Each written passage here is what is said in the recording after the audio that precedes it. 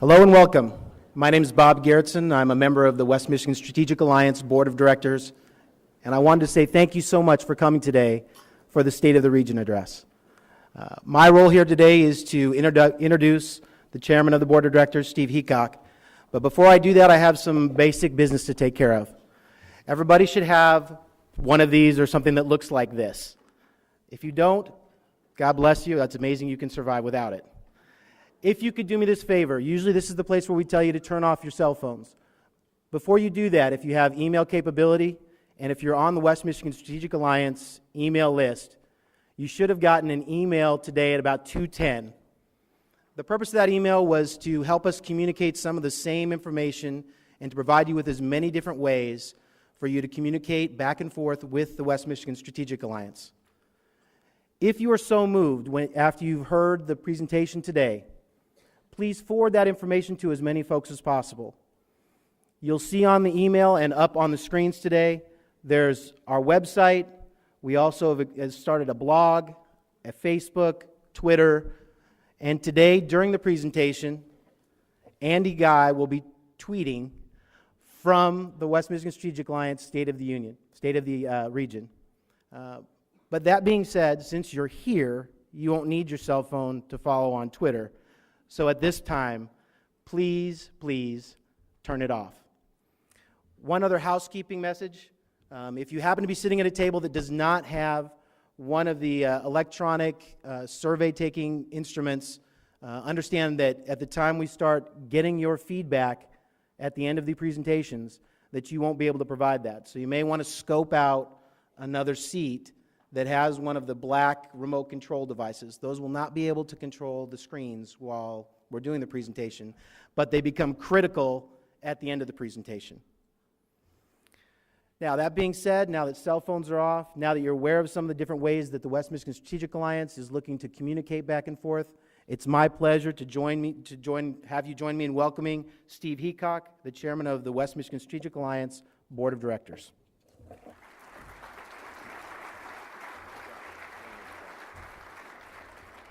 Good afternoon. Absolutely delighted to see all of you. Arthur C. Clarke once said there are three stages of reaction to revolutionary ideas. And the first is, it's absolutely impossible, it'll never work. And the second is, it might be possible, but there's no way it's worthwhile. And the third is, I told you that would work. And in fact, I think that's the case with the West Michigan Strategic Alliance. Some years ago, Jim Brooks and Jim Buck, the other founders of the organization, decided that it was time to get together and to encourage business and institutes and education and government to collaborate, to get together to make the region stronger and better than each of us might be on our own. And I think your presence here is a sign of its success. It's obviously touched a nerve with many of us and created an interest in this activity and this theory, really, this trial run, this revolutionary idea. So thank you all for being here and participating. It's very important, both to the organization and the region. You know, there was a time, and frankly not the too distant past, when families were very self-sufficient and people would farm their own food and make their own clothing and teach their own kids. And then we started to get into specialization, which occurred quite naturally. So in the community, the best teacher would teach all the kids, and the best farmer would farm the food. And they gathered in that way. And when you think about it, they all worked together in that community. They knew each other. There was a trusting relationship. And they had a way of knowing what each other was doing and thinking and kind of participating in each other's lives. Well, we've sort of blown well beyond that. The lunch that you ate an hour or two ago likely came from some 1,500 miles away, if in fact it was domestic. And I'm guessing many of the elements of that lunch came from Asia and South America and Mexico, other places. We are now part of a significant world economy where every day and everything we do and everything we touch, there's involvement well beyond our own community. And this economy's not a good one, obviously. I ran into my friend Al Vanderberg earlier, and I said, how's it going, Al? He says, you know, everything's just fine except for the swine flu, the economy, and the flooding. So, and it's a sentiment shared by many of you. You have friends who are unemployed. We're struggling with what's on our plates and what we're challenged with, both within our organizations, but also within our families. I can't tell you how many, well, frankly, you probably all share this experience, how many notes from friends you have saying, gee, can you help find something for my daughter or my son, just because it's so tight and things are so difficult as we stand. So what are we supposed to do as this kind of Midwestern, middle-sized marketplace to counteract that, to participate in that economy, to make things better?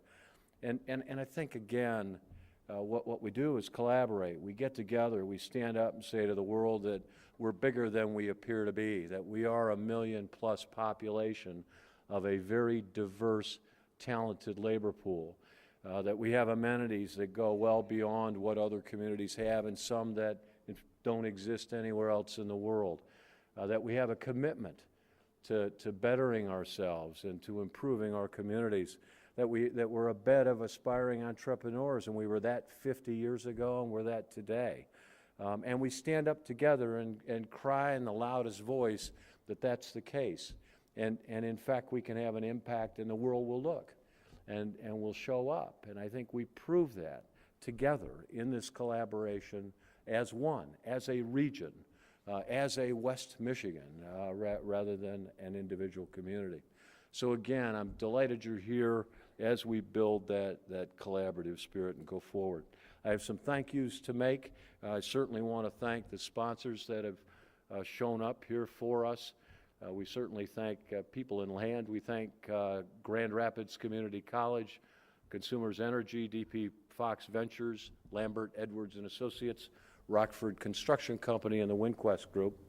I did want to mention we do have a gubernatorial candidate in our presence. Our friend Terry Lynn Land is here. I saw Terry earlier. She's the only gubernatorial candidate, I think, that's here, which is won't be the case as we go through here this coming year. So, I do have an appeal to make too. The West Michigan Strategic Alliance has a tough time financially, and is always challenged financially, and in part because we don't heal children and we don't feed the poor, and so it doesn't tug quite as strongly on some heartstrings. But it's an important organization, so if you're inclined, please sign on and become a member. Contribute if you can. Encourage your organization to participate financially if possible.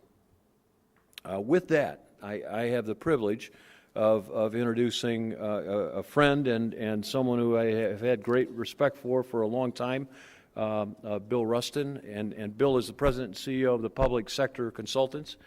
Before joining that firm, he was Governor Milliken's chief staff advisor. For those of you in the younger set, Milliken was once governor of this great state. I'm sorry, Bill, I couldn't resist. Yeah.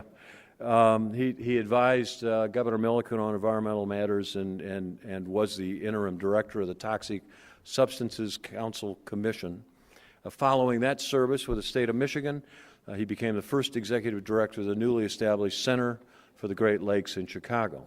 Since joining Public Sector Consultants, he's directed studies on the status of Michigan cities, wastewater treatment needs, recycling, and land use. He's an adjunct professor at three colleges in Michigan. At three colleges at Michigan State University, and is also the program director for the People in Land Project, a grant-making program at the W.K. Kellogg Foundation. So with that, I'd like to introduce Bill.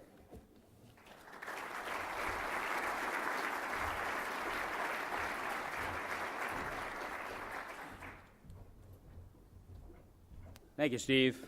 And it's a pleasure for me to be here. I'm only going to spend a couple of minutes talking about a couple things. But before I begin, I want Jim Brooks and Jim Buck to stand, because not only you, but the people of Michigan.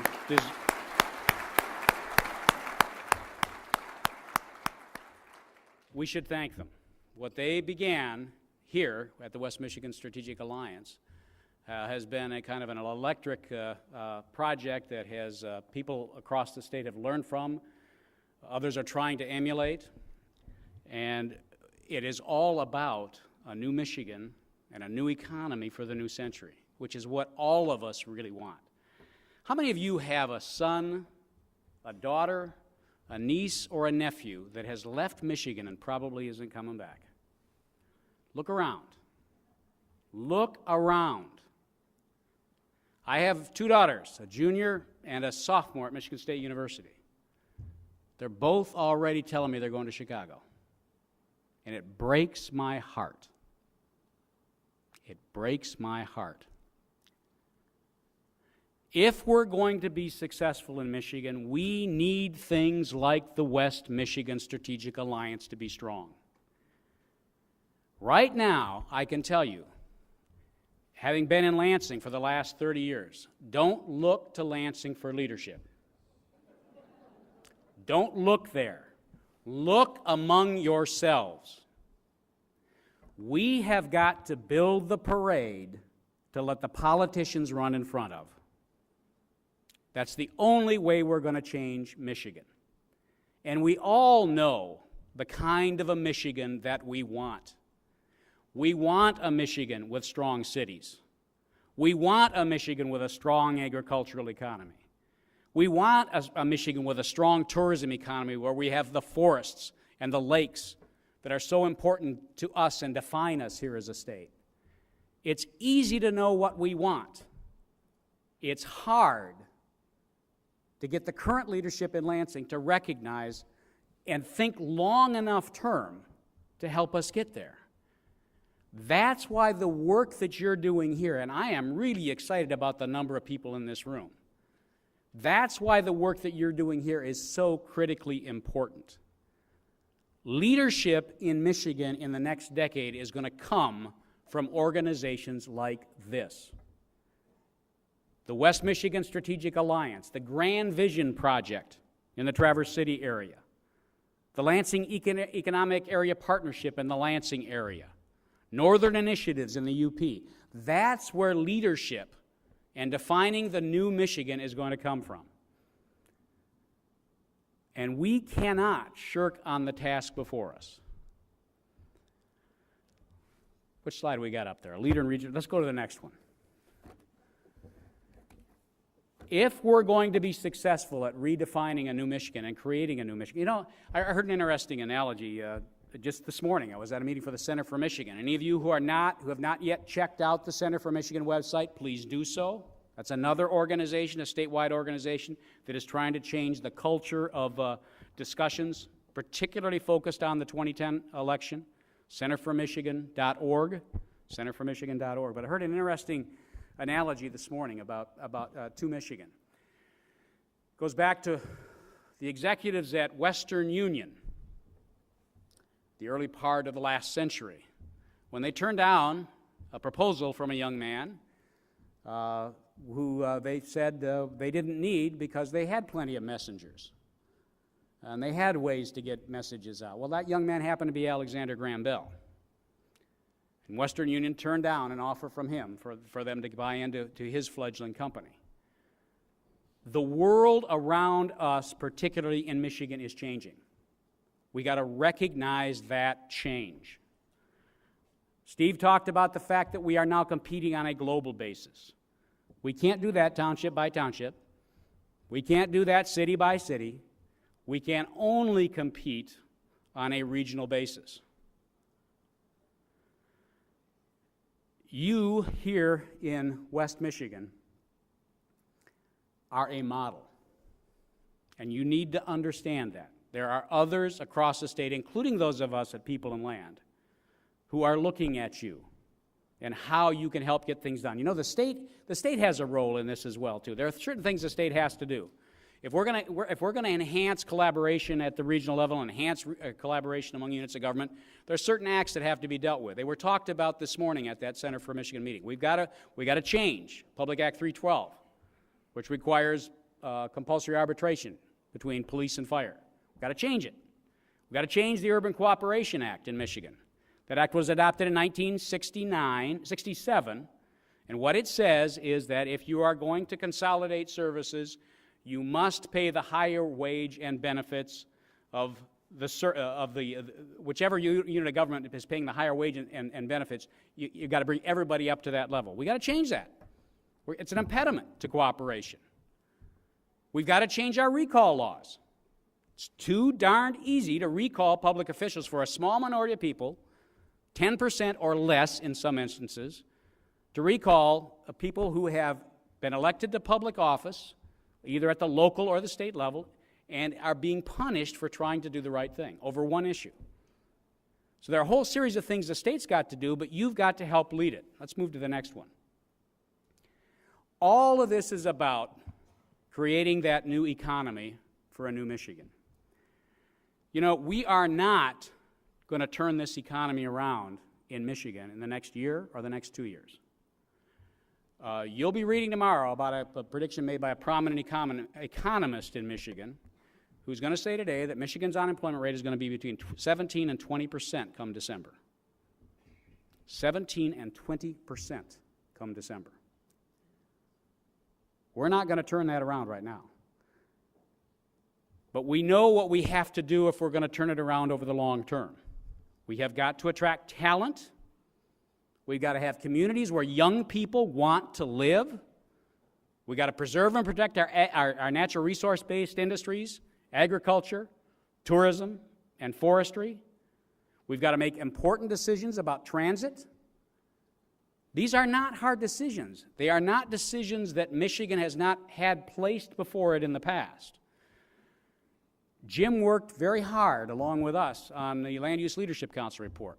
Many of these issues were talked about in there. The problem is we haven't had anybody in Lansing willing to listen. Let me tell you why 2010 is such a key year for Michigan's future. We are going to elect in 2010 a new governor, a new Secretary of State, a new Attorney General, 30 of 38 state senators, 30 of 38, and at least 45 new House members out of 110. It's going to be a sea change in government. If we come out of that election talking only about issues that divide us and not the issues that unite us as a people, not only will the politicians have failed, but all of us will have failed. We have got to be about the business of building a new Michigan, not just for ourselves, but for the baby that's being born in a Grand Rapids hospital as we speak. We need to take a long view. My former boss, Governor Milliken, was often fond of saying that the 37 million acres of land that is Michigan is all the Michigan will ever have. It's all the Michigan will ever have. We have got to build the bridges between black and white, between labor and management, between city and township, and east and west, and UP and southern Michigan, if we're going to be successful. We have got to build those bridges. I appreciate the opportunity to be here today. I wish you well during your deliberations. I only ask that you grab that mantle of leadership that is before you and help Michigan, all of us in Michigan, move forward and build the Michigan where my kids and their kids want to live and have a chance to live. Thank you. Good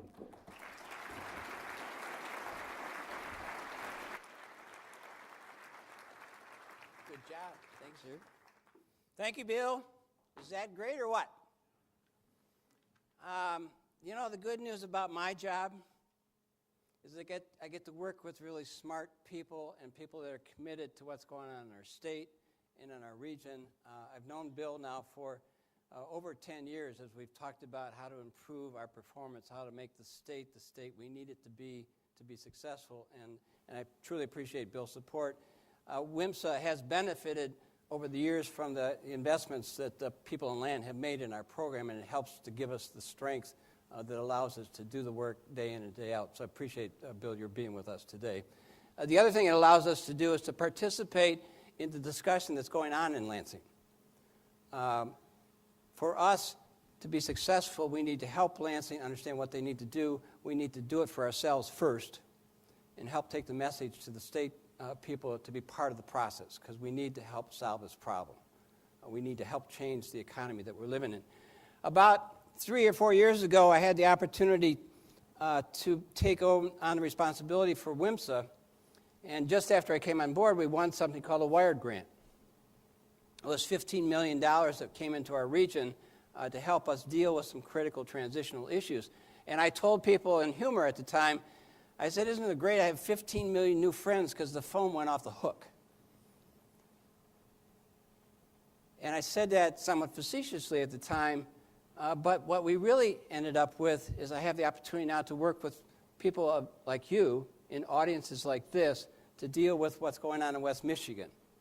And I think we've figured out how to make ourselves better as a region because of the participation and the collaboration that we get from you in this audience and from those of us that can't be with us today. I was able to participate on a panel last week that was led by Dr. Ed Montgomery, who is the White House director to deal with the transition that we're going through in the auto industry as part of the transition in a workforce sets of issues. And I was pleased to be part of the panel. The panel was chaired by Governor Granholm, and a number of us had an opportunity to provide direct input to Director Montgomery about the kinds of things that we should do to deal with our transitional issues. And what I was able to say to him is we don't need people with inside the belt line to figure out what the solutions are. We in West Michigan, working across the government sectors, the private sector, and the institutional sectors, know what our challenges are. We know what we value. We know who to trust.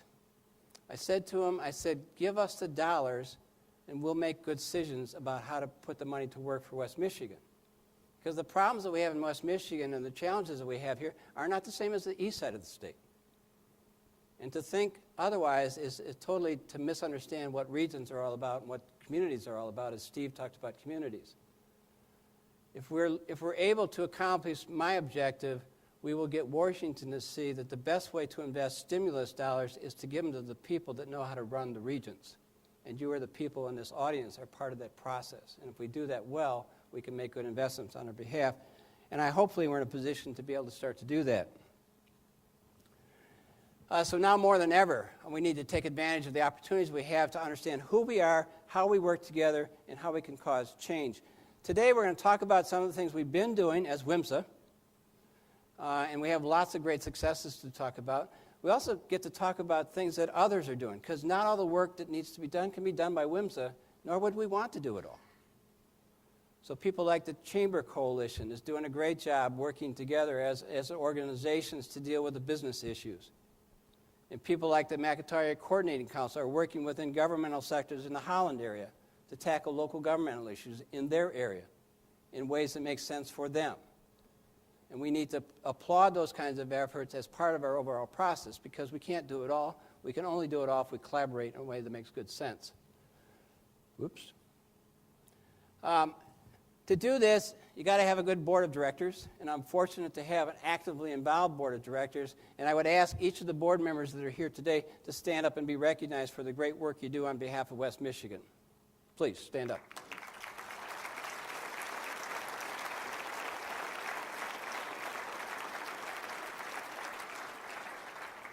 If there's something that you think we should be doing that we're not doing that we could do better, please send a message along to each of them. They're table hosts today for a reason, so they can receive and understand part of the input and the discussion that goes on, and take advantage of them as a resource to help us understand what it is we're trying to do. My vision, and our vision as an organization, is to be a best place to live, work, and play. I tell people when I do presentations, I wake up every morning saying, what are we going to do today to make sure that West Michigan is the right place to live, work, learn, and play? And a couple of years ago, the board added the word learn to our vision statement. If we don't know by now that we need to be intellectually driven to be successful as an economy, we don't understand the criteria that's going to have to be put in place to be successful. What you'll see in one of the indicators as we review the benchmarking today is that in terms of educational attainment, we've made some pretty significant strides. A couple of years ago, I said to you that the number of people with BA degrees or higher, 25 to 34 years of age, was less than the state average and less than the U.S. average. What we'll reveal to you today is, in fact, we've finally exceeded the Michigan average. So we're starting to make headway against the issue of educational attainment. And it's not just BA degrees. It should be measured in other technical degrees that are required to be successful in the workplace, be it a manufacturing workplace or a service sector workplace. But we do have to get smarter if we're going to be successful in the global economy. Our mission is to be a catalyst for regional collaboration. We cannot do it. We have a small staff of people that are committed to make this effort happen, but we only do it through partners that bring resources and expertise to the table. We got lots of examples of the kinds of projects that we do where we bring people to the table to talk about critical issues, and we'll give you some examples of those things this afternoon. Our priorities since the organization was formed in 2000 have not changed. And I would not expect them to change in the future. We need to stay committed to creating a regional mindset. What I see and what I hear is more and more people are calling to say, do you think we should talk to so-and-so about doing this kind of work in a collaborative sense across our region? And my answer, of course, is yes. If you think I can help you in that process, let me know. I'll be happy to convene the meeting. But I'm getting more and more calls, and I'm seeing more and more kinds of things happen across Grand Rapids, Muskegon, and Howland, our other communities, that says to me, we do understand the importance of being a region. We do understand how it is that we need to operate to be successful in the new economy that we're faced with. Foster a prosperous economy. Obviously, it's a tough challenge for us right now, and we're dealing with it in the ways that we can with long-term visions. One of the poster childs of the work that I talk about that I'm so proud of in terms of what's been done is our Work Key certification process. And if you're not familiar with this, go to the Wired website that's part of the WMSA page. We've gone from issuing no Work Keys in 2006 to leading the nation on a per capita basis for the number of Work Keys that are issued for workers in our workforce. And that's only working because we have a product that the workers can use with their employers. Over 500 employers representing over 60,000 employees in our region now use Work Keys as the basis for part of their assessment process. They use it because it helps them better understand how to compete in the marketplace. They use it to help them help their employees become more successful in a marketplace that requires higher performance to be successful. We're strengthening community through diversity and lots of work that's going on by others in this arena. We're working to ensure a sustainable environment. I'm convinced, people have heard me say this before, if you want to attract and retain young people, you better have the best environment, best quality of life for people that live here. Otherwise, they got choices and they'll go elsewhere. The classic example is a 30-year-old that says to me, my ideal location to live in is where I can work in an urban environment that's dynamic and alive, and I can hop in my car and 30 minutes later I can be at a beach or I can be at a campsite, where the environmental quality is such that I can actually enjoy nature. And we have that smorgasbord of options in our region, and we're fortunate because we do have the resources that allow us to do that. That's what's going to make us successful if we protect it. We need to ensure and revitalize our urban centers. I think what's going on in Muskegon, Howland, and Grand Rapids as representative of the kinds of dynamic communities that we need to have to be successful is right on. And I say, more power to you. It's the kind of thing that will attract and retain young people. 17,000 people doing the river run. We had a client in last week on Saturday. Couldn't get the client out of the downtown hotel because the runners were going across the road. So sorry. Nice problem to have, you know? And when I hear people say, God, it's so crowded in the cities, I can't get out. I say, well, that's a really tough problem. I'm happy that they're filled. It's what makes us alive. It's what makes us different. It's what gives us a competitive advantage ultimately as it relates to our culture and our environment. And that's the kind of thing we need to continue to do. And lastly, we need to look at how do we develop the triplex. How do we look at infrastructure issues and connectivity from Grand Rapids to Muskegon and Howland and what goes on in between. And we need to start thinking more succinctly about how to create that infrastructure in a way that makes good sense for us. We're having issues as it relates to wastewater capacity that I'm talking about with a number of communities that will be useful to us as we think about assets that we have and the way the assets are used on behalf of our region. I lost control. Oh, no, I didn't. For this to happen, and as Jim's been saying this for years and years, we've got to have a shared vision within the business community, the governmental community, and the institutional community. The three major groups need to work together to develop the product that we call West Michigan. And if they could do that, it gives us the competitive advantage that we need to be successful. There's all sorts of examples we have in place now where those three entities are helping to contribute to a better product. Steve always talks about the arena that was developed in partnership with the private sector and the public sector in Grand Rapids.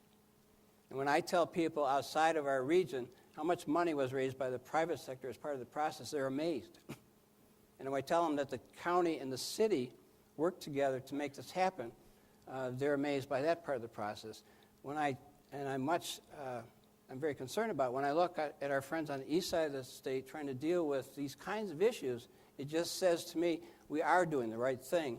Hopefully we could help them better understand how to do these kinds of partnerships in ways that will make them successful too, because if they're not successful, it's going to affect us in ways that we don't want to think about. So why are we here today? Not yet, Brenda. We're here today because the Alliance is accountable to you for what we do. And if what we're doing is not the right thing to do or not in a way that would make sense from a collaborative standpoint, you need to let us know. We're accountable to you because we're investing money and resources to achieve sustainability for the region at scale across the region. And we're going to report the results of our work to you as part of today's program. We're also here today because we need your input. We need to know what you're thinking. We need to know what you're concerned about. We need to know what your priorities are, because the best way for us to make decisions about limited resources is to have input from you. And so part of today's program, as we've done in the past, will be to seek your input through the process of the clickers that you have in front of you. I'm most disappointed, though, before I turn this over to Brenda. I thought we were going to be able to Twitter all day long today because I said, we're going to be dynamic and we're going to start using social networking as part of our communication process.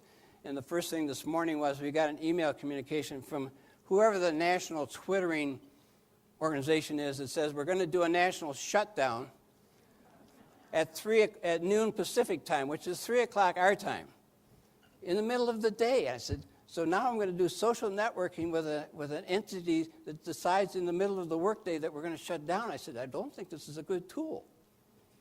But what really is upsetting to me, last night I was worried about this. I got to start using these words like tweets and tweeters, and I started thinking about Tweety Pie.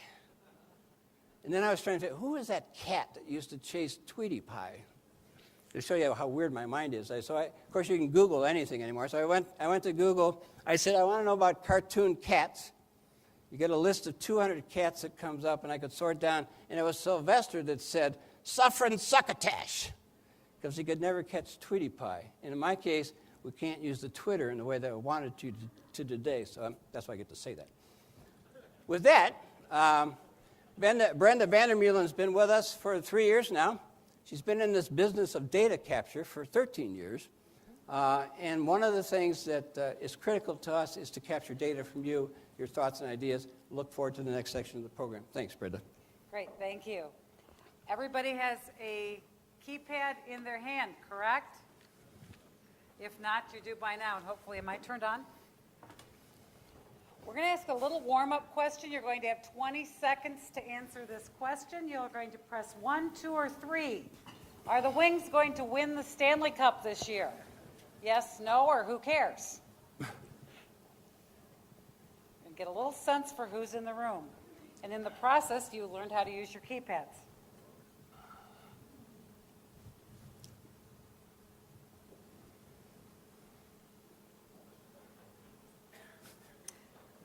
Okay. Those who care are optimistic. Let's take a look at who's here today. We have a number of questions. What type of organization do you work for?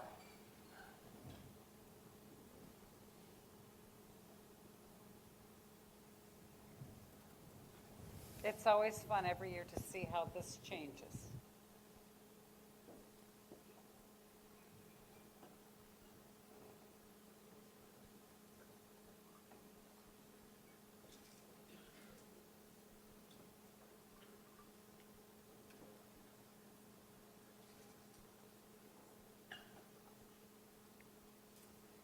A lot of business people here again this year, as well as a lot of nonprofits. Which best describes your role within your organization?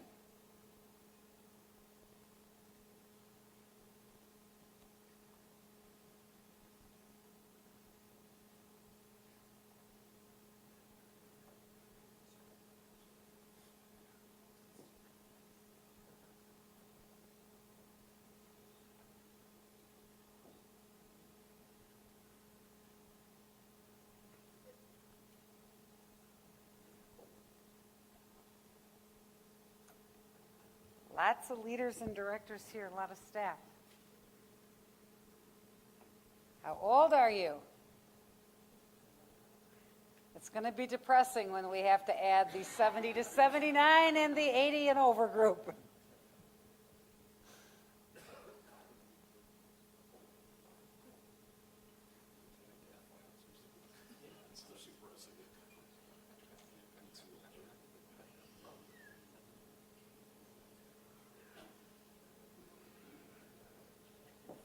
Some of you aren't quite sure because there was 347 on one of these. We have a lot of 50-somethings here. There's the scary one on the other end, though, right? Only 10% under 29. What is your gender? This should go very quickly.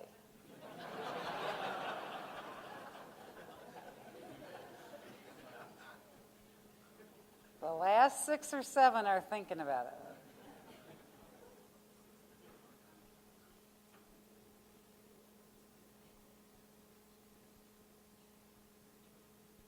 Okay, now how come there's more that know how old they are?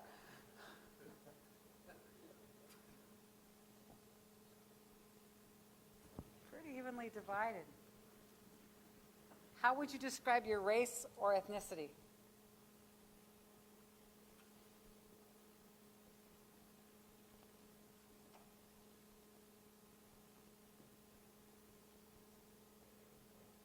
You're going to see on the next one a map that will be on every other screen, and you're going to choose where you live, work, and play, and things like that based on that map. I'm thinking we got everybody in here.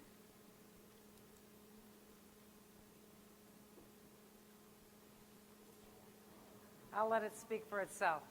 Which area do you live in? That was up a minute ago. There it goes. Choose the number that corresponds to where you live.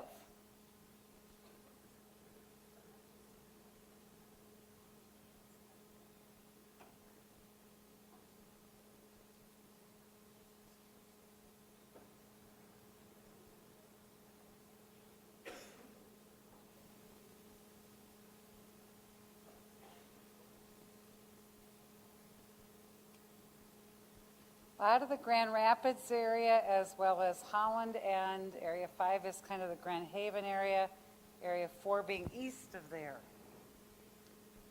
How about where you learn?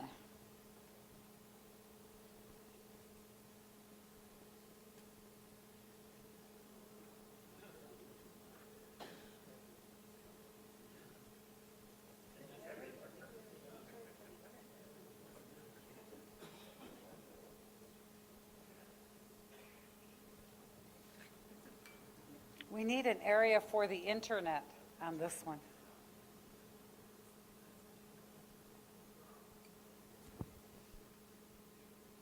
Primarily in the Grand Rapids area. Where do you work or volunteer?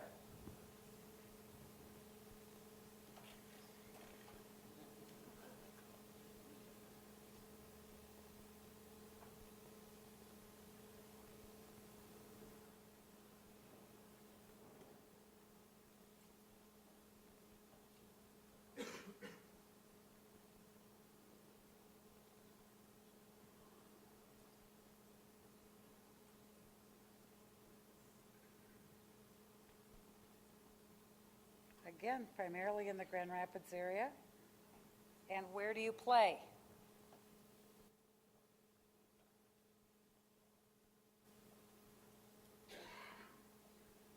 You probably remember these questions from year to year. The next question you might not recognize.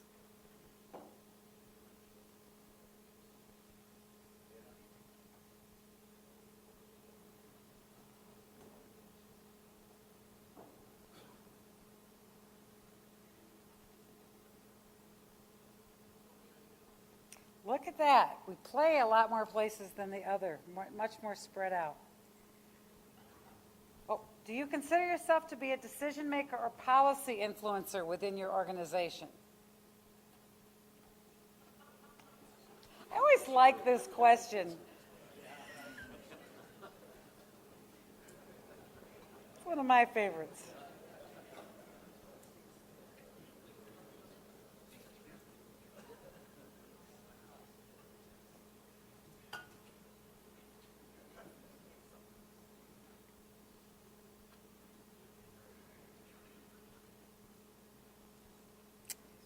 Is this your first State of the Region meeting?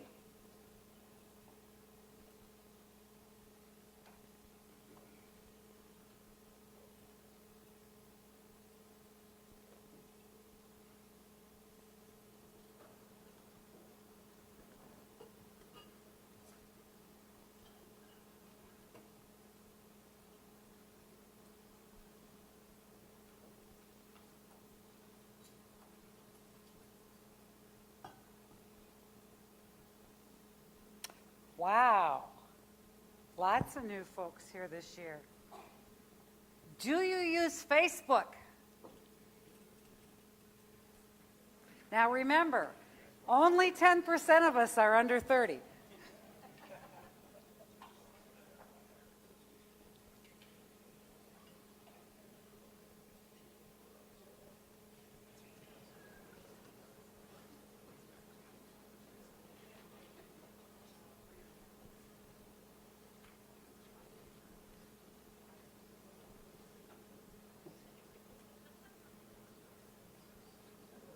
Wow. Do you use LinkedIn?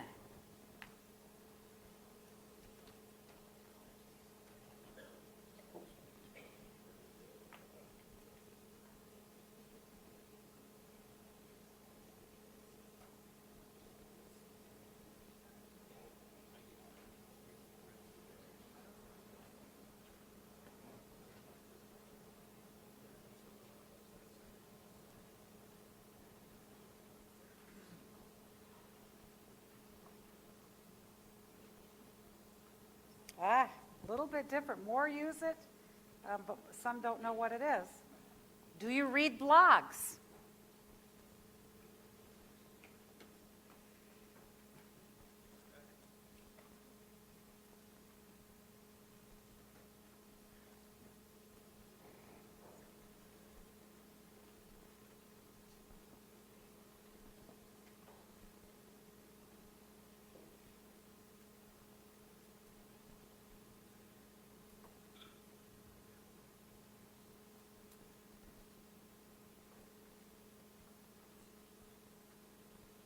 Okay.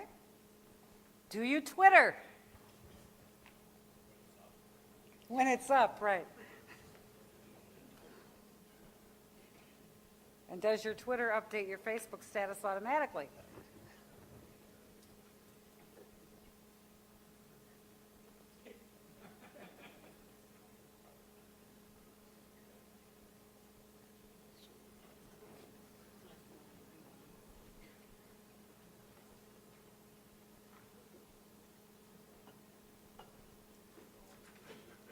Wow. Okay, thank you very much.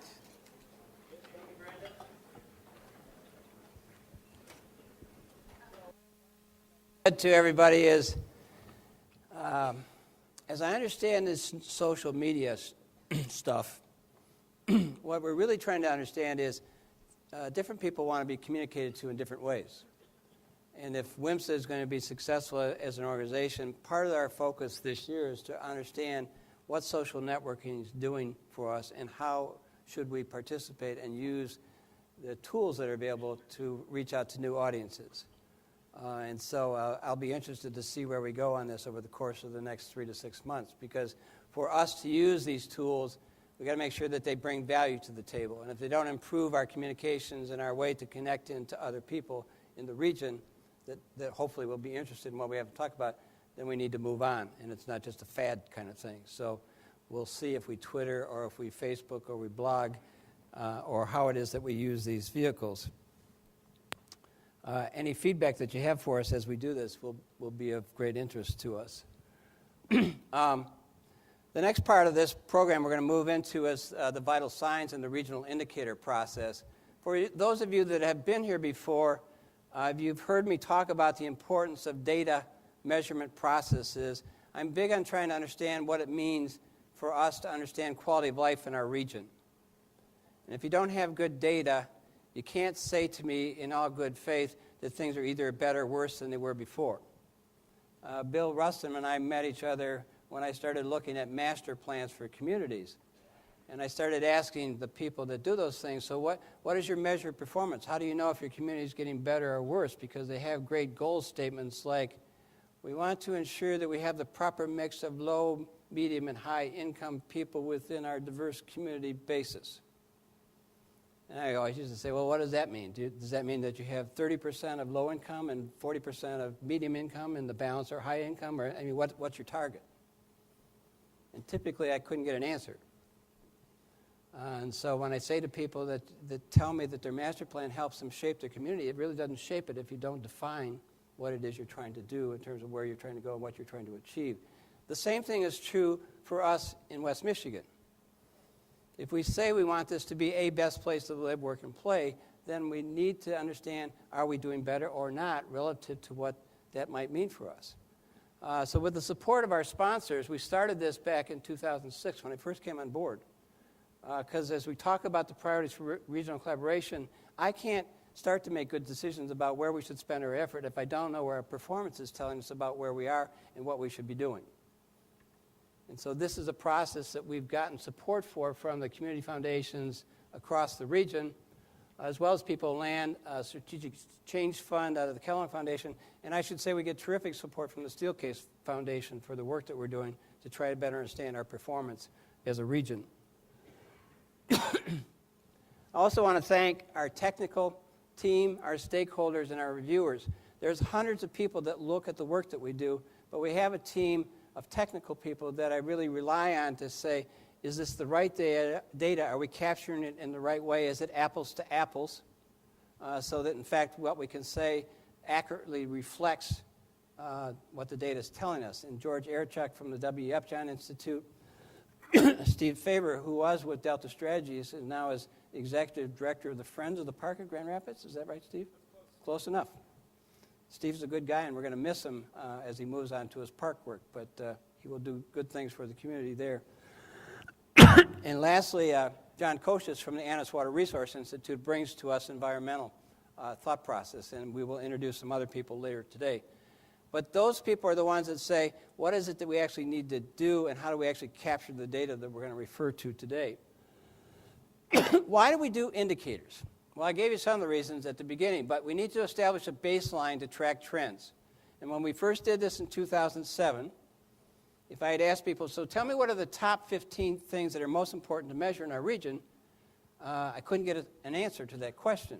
And so we went through a process with a couple hundred people to identify what those indicators were as a baseline set of data. It helps us to prioritize our regional challenges. Thank you. It helps to stimulate factual discussion. I always like it when people talk about things, and I say, so what's the data behind your explanation? Or what is it that makes you think that way? And if they don't have data to support their conclusions, then I'm not quick to want to accept their thought process, because if you don't have good data, you can't make good decisions. It's to spur collaboration. If we can show people how it is we actually cooperate and work together, it helps to make the collaboration process work much more smoothly. It certainly helps to allocate resources, and it helps to motivate and focus action. We'll talk about that in a minute. For us in West Michigan, and it's 8 counties of West Michigan, it helped us to understand what are the elements of quality of life. When you say quality of life to each of you, you may have a different thought process. And for what it might mean for one of you doesn't mean the same thing for the other person. And so we went through a process of saying, what are the critical aspects of quality of life? Do you care more about the environment than do you do the economy? Are you more concerned about social factors? And if you ask each one of you, you will all have a different answer as to what's more important to you in the scheme of economic, social, and environmental sets of data. But ultimately, we need to look at all of those if we're going to be sustainable as a region. And so they help focus our quality of life for us. The work that we're releasing this year is to do benchmarking. If we develop the baseline or the trend line based on the foundation work that we did back in 2007, we needed to understand how well we compete against others that look like us, or at least are reasonably similar to us. And George will describe that in more detail, but you'll note that most of the communities are in the Midwest or to the south and southeast, with some exceptions, Portland, Austin, among those as places that we look to suggest that maybe there are some things going on that we don't know about. One of the ones that's jumped out at us anecdotally, which I thought was interesting until I looked at it, and because of my recent passion for alternative energy, it wasn't surprising to me.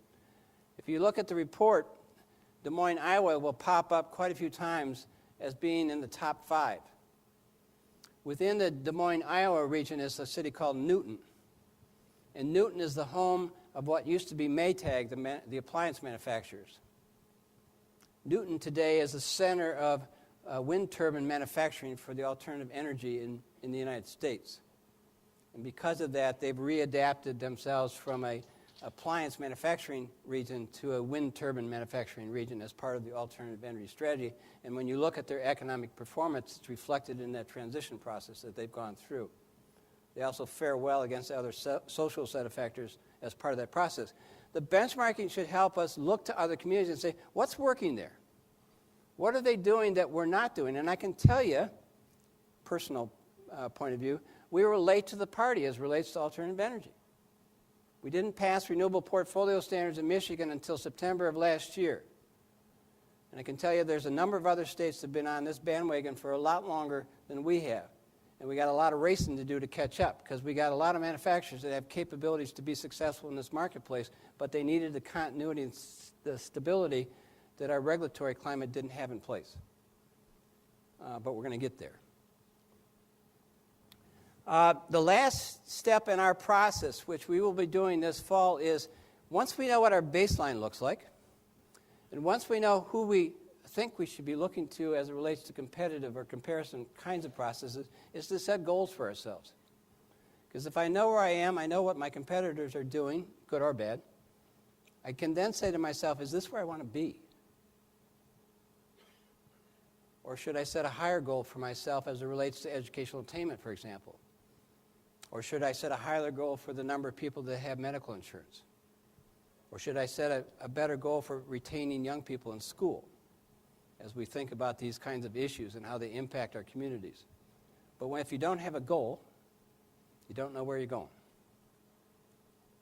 You can apply the same kind of thinking to the communities that you live in. If your city or your township or your county does not have goals to define their quality of life, they can't in good faith tell you that they're actually doing what they hope to do to achieve quality of life objectives within your communities. I can tell you that a number of communities in our region, though, have adopted the vital signs as a process that they're using for their own self-assessment, and that's great. So in Holland and Muskegon and elsewhere across our regions, they've adopted the same kind of thinking, and more this is happening. And it's one of the reasons why our region is leading the state in the thought process to understand who we are, what it is we need to do, and what kinds of actions we should take as a result of where we are. And so we'll talk more about the goal-setting process as we go forward. We have a model that we use. We call the collaborative implementation model. I'm not going to talk about this in much detail. It's in your report. It basically says that once you identify a need, then how do you go through the process of actually tackling that issue? And what you see up there on the chart is a representation about the way we do our work at the Alliance. We follow this process every time, regardless of what it is we're doing. And we're consistent in our application of the process. We're consistent in our desire to make sure that we look and act regionally as we tackle the solutions for ourselves. The last thing that I'm very proud of this year, 3 weeks ago, we launched Intern in Michigan. When we looked at educational attainment a couple of years ago, we said we need to figure out a way to increase the number of people with BA degrees in our region. We spent about 6 months looking at various options, trying to understand what kinds of strategies could be employed to help tackle the issue. And after a lot of work, we came to the conclusion that internships as an objective was something we should pursue. The premise is that if we increase the number of internships, we will increase the number of people that stay in our region because they will see that there's actually jobs here. And by the way, employers might find out that there's young people with talent to understand things like Twitters and blogs and those other kinds of social networking kinds of things that may be helpful to them in their business models. Our goal is to create 3,000 more internships per year than what currently exists. And we did this in partnership with the east side of the state, so we now have a statewide effort. We took what we did in our region. We reached out to the other people across the state because all of our colleges and universities are partners in this process. We have over 40 universities signed up for the program. Quite simply, in 3 weeks since we've been up and running, we've identified 99 internship positions. We have over 3,000 interns registered on the site, and we have over, I think it's 500 companies that have filled out profiles to say, this is who we are, this is the type of internships that we offer. Our goal in the state of Michigan is 25,000 more internships. And we're going to lead the nation in terms of creating this as a strategy to retain young people in our state. So I'm very proud of what we're doing. If you haven't seen Cindy Brown, stop over to see her on the left side, and she'll show you how the site works. Vital signs and the internship program are examples of the fact that our indicators process needs to be living. It needs to be vibrant. Each year as we look at it, we try to understand what's going on, what's different, what should we change. Data is not static. It continues to change. We need to be sensitive to what's happening within our economy, and so we're constantly looking at where we need to go. We're going to take you through 3 presentations, George, John, and Steve, and they're going to talk you through what they found in economic, social, and environmental sets of data. There's little sticky notes on your table. As they talk about this, if there's something that jumps out at you, something you didn't expect to see, something that you have a question about, something that maybe triggers a thought process that you might like to pursue, use the sticky note as a way to trigger that. On your tables are a blue sheet of papers that will explain how to fill out later as part of a discussion process.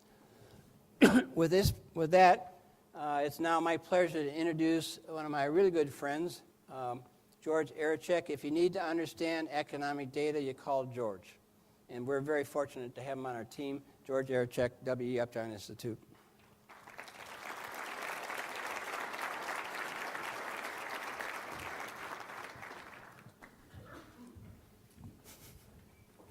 It is said that those who know don't have the words to tell, and those with the words don't know that well.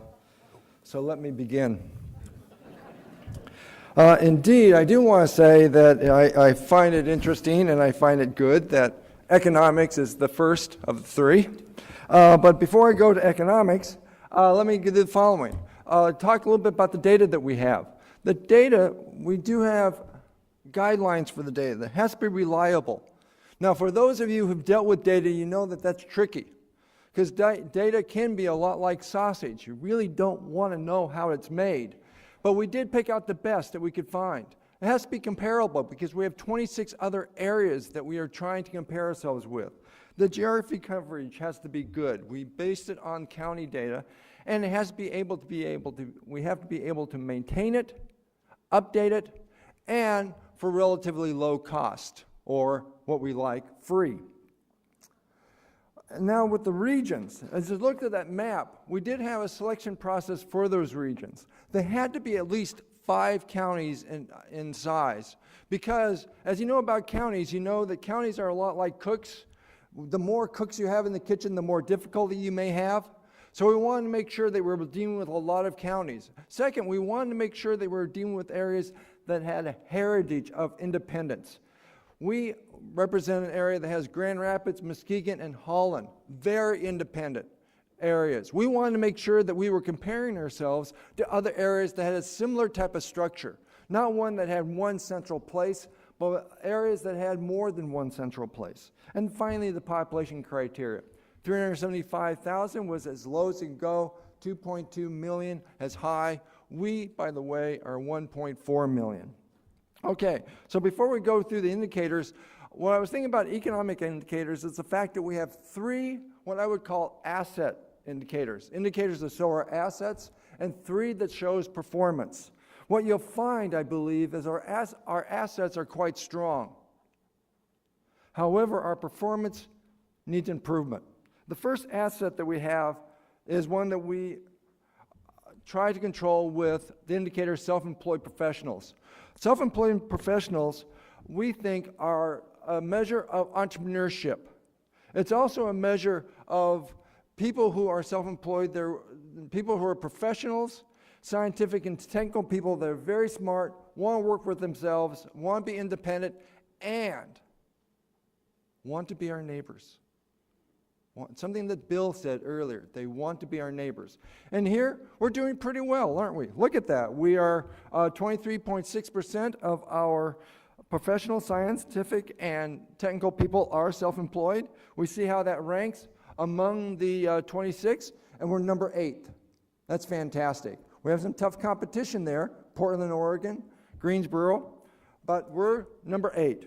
What's another asset we can be proud of? Something that has already been mentioned, and that is the percent of 25 to 34-year-olds who live in our community that have a bachelor's degree or higher.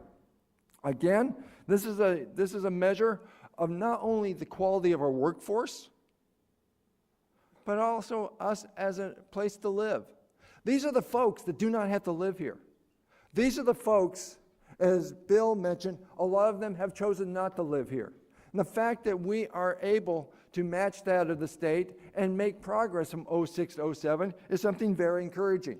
Where do we stand? We stand 11th among our 26. That's the other asset that we have. Now, let's take a little bit about performance measures. One performance measure that economists love to use is per capita income, because it reflects the wages that are being paid, the wealth that we have, and employment opportunities. Here, unfortunately, we do lag. We lag the state, we lag the U.S., and we look at the comparison groups. Unfortunately, we rank 18th among the 26 that we compare ourselves with. So here we do have a liability. The second major liability in performance we have is employment change. Simply change in employment, total employment year after year. Again, you can see here that we're doing better than the state. But you know, that's kind of like being in a hospital and looking at the patient next to you and saying, God, I look a lot better than him. Let's stop picking on the state, right? We're not doing as well as the nation. And unfortunately, when we look at the other communities, we rank 25th. As a matter of fact, we lost 1.8% employment change, and you can see in the other areas that there are places that are growing. So that's another challenge. But then let's go to the last asset indicator that I think we have, and that is not employment change, but employment rate. Now, employment rate is something that I made up. Most people think about the unemployment rate. The unemployment rate's great. Use it. Do what you want to do with it. The problem with it is that it does not include discouraged workers. There's a lot of our friends and neighbors that simply have given up, especially in times like these. Simply want to work, but feel that there's not jobs out there for them. And so they do not get counted in the unemployment rate.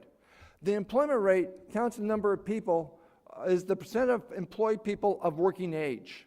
So we do factor in these displaced workers, these discouraged workers. And here the news is great. Look at this. We have 62% of our friends and neighbors of working age working. That's higher than the state by far.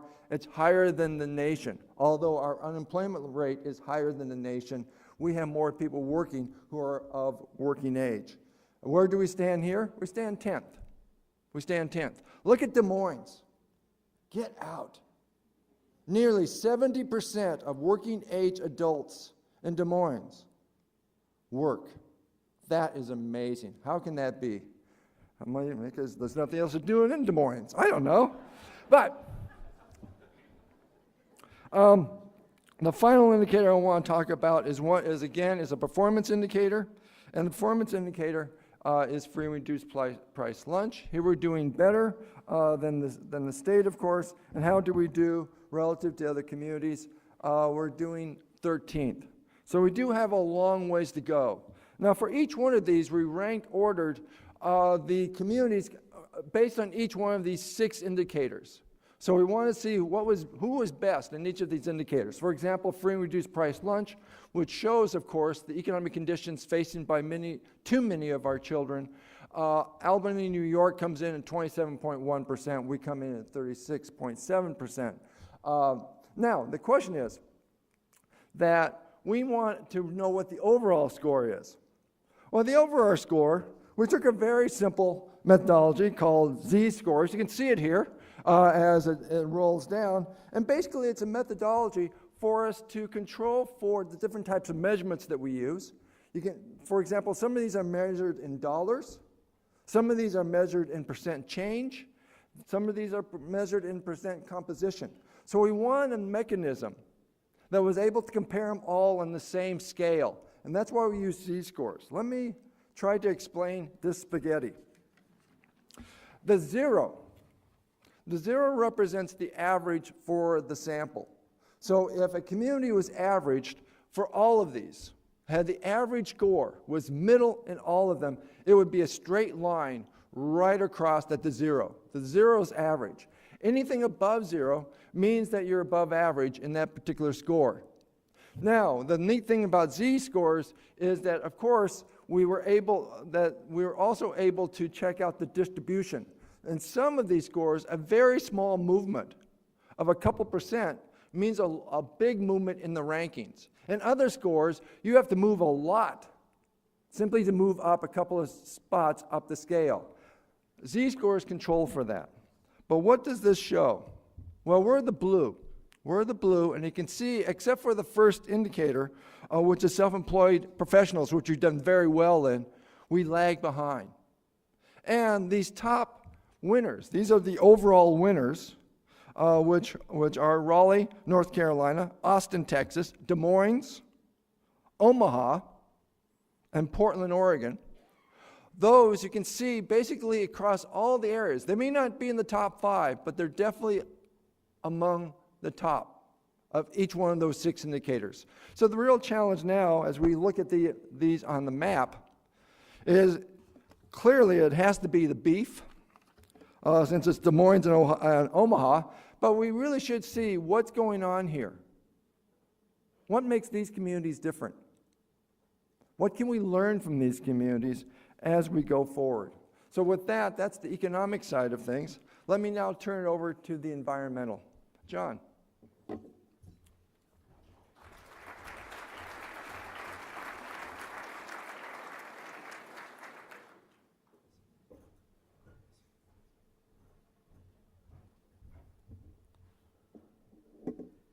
Well, good afternoon, everyone. I didn't realize until George mentioned it, but the environmental section's sandwiched somewhere between the economic and the social justice system. I guess I'm okay with that. That's where we're supposed to be, right? As George mentioned, I'm going to talk to you about, and I'm going to use my glasses to do it, the environmental indicators. And I will begin by describing how it is that we created our benchmark regions.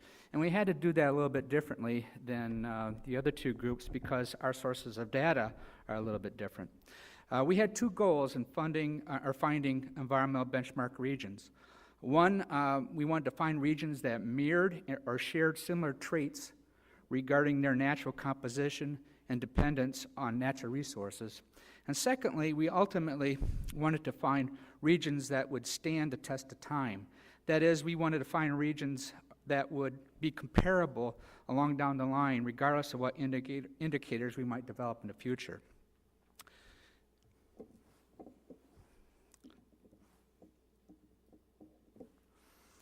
We begin with 26 regions that George found for us based on the demographic similarities and primary social economic concerns.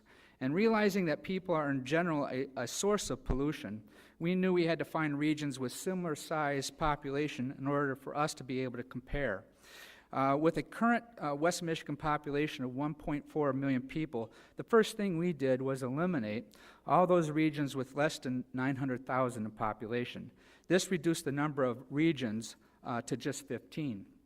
We next developed 12 criteria to use and to test the remaining 15 regions. Listed on the slide are 4 general categories we developed, but more specifically, we looked at the size or spatial area of those regions. We looked at the population density within those regions. We looked at the amount and dispersion of urban growth within those regions. We looked at the percent of urban development within those regions. We looked at farmland, and not only did we look at farmland, but we looked at the crops that were grown and whether specialty crops were grown, and that West Michigan has a lot of specialty crops, and we wanted to be able to compare that in the future. And then as far as geography was concerned, we were looking at areas that that were adjacent to large water bodies, Great Lakes, our ocean's shores. Believing that successful and sustainable regions will need to consider and adapt to future climate change, we also took a look at latitude, in other words, where on the globe our region is compared to the other regions. We looked at average precipitation, average temperature, both in the summer and winter months, just to get an idea of what kind of climate similarities or differences we might have with these locales. We created a large matrix and adopted a statistical approach similar to what George described, although I won't scroll through the matrix. And we went through this technique in order to be able to standardize scores for each of the 15 regions that were on our short list, and simply identified 5 of the best, or the 5 that were the most similar to West Michigan. I'm sorry. Okay. So the 5 winners here were Dayton, Indianapolis, Milwaukee, South Bend, and Portland. Having finished this process, I guess one of the things that I was surprised to see in our mix there was Portland. I wouldn't have guessed that Portland would be similar to us in terms of physiographic characteristics. But in fact, it's not just a little bit similar, it's a lot similar. Portland was comparable in 8 of the 12 factors that we examined.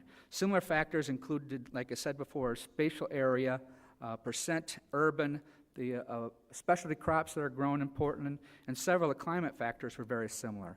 One of the things, as I started to look at the data, that I thought was pretty interesting was that Portland has a population of 2.1 million people. It just made that cutoff, okay?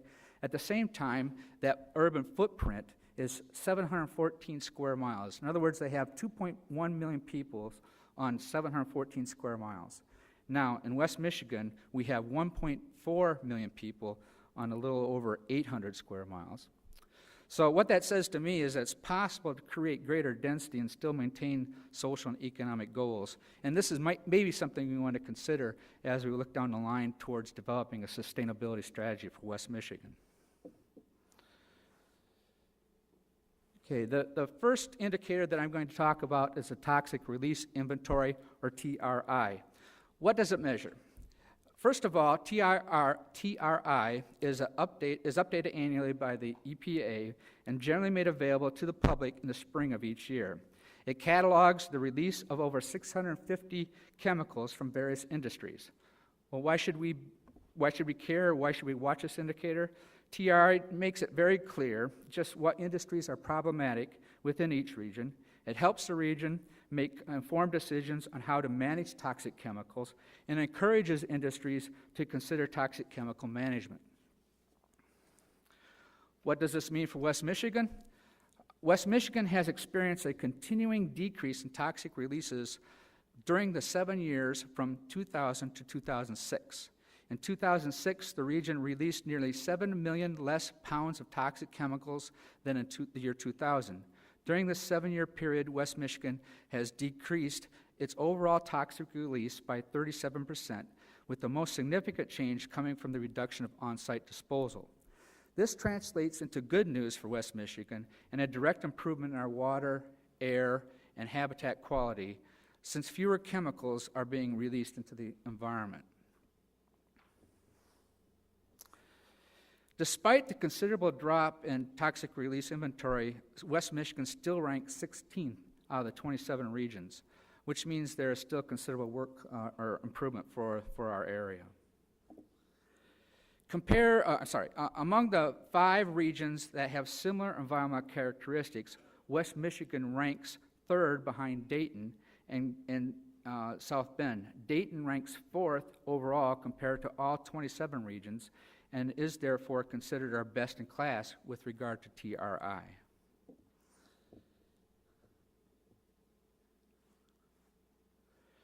The next indicator I want to talk about is closed beach days. What does it measure? Well, closed beach days considers the number of days a beach is closed due to E. coli levels. E. coli is a bacterium that is commonly found in lower intestine of warm-blooded animals and is itself a concern, but is used as a gauge for more serious disease-carrying organisms. Increased E. coli levels are often related to agricultural runoff, untreated waste, such as failing septic systems and sanitary sewer overflows. It also comes from stormwater runoff and animal waste. This includes birds like gulls and geese, and even pet waste. Why should we watch this indicator? Increased beach closed days show a negative trend in water quality. Closed beach days generally result in loss of revenue to the local economy and have long-term impacts as far as tourism is concerned. And polluted water carrying bacteria and pathogens can cause illness for those who drink this water or swim in it. What does this mean for West Michigan? What is shown in this slide is a ratio of beach closings to the number of beaches monitored. That way we can compare areas even though the number of beaches monitored varies from year to year within our own region and varies considerably between regions. In 2008, 71 beaches were monitored throughout West Michigan for excessive levels of E. coli. Of the beaches monitored, 33 were closed at least one day due to elevated E. coli levels and resulted in 81 total beach closing days. This is a considerable drop compared to 2007, when 73 beaches were monitored and resulted in 579 closed beach days. It's difficult to compare beach closing data between regions, and the reason for that is not all regions are located on large lakes or the ocean. Most don't even track this information in a consistent fashion. Saltwater bacteria is different than freshwater bacteria, and some states issue closed beach days while other states will issue only advisories. Because of these factors, we looked only at regions that were within the Lake Michigan basin. Those regions were Milwaukee and South Bend, which also happen to be in our benchmark regions.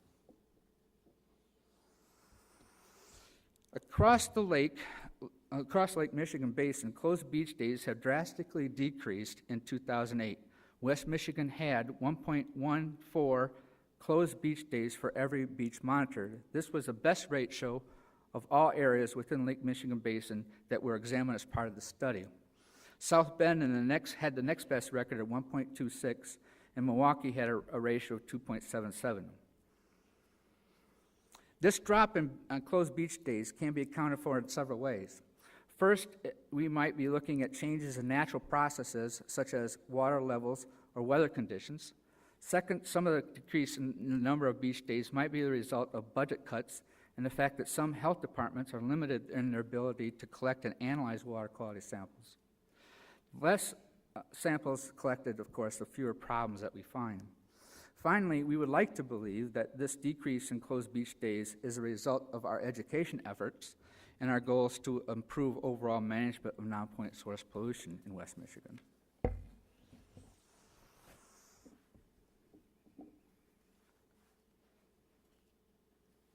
I guess I'm going to have to. Okay. In closing, the purpose of the vital signs is to measure what is important about our region and determine if our quality of life is likely to get better or worse. Having only 2 environmental indicators in this report doesn't mean that the environment isn't important. It just means that we're having trouble finding consistent, credible, and comparable sources of environmental data in the county, in the region, in the county, and at a local scale. What we have been inclined to do in the past is wait for organizations like the Michigan Department of Environmental Quality or the US EPA to collect this information for us. This hasn't happened yet and is unlikely to improve in the foreseeable future.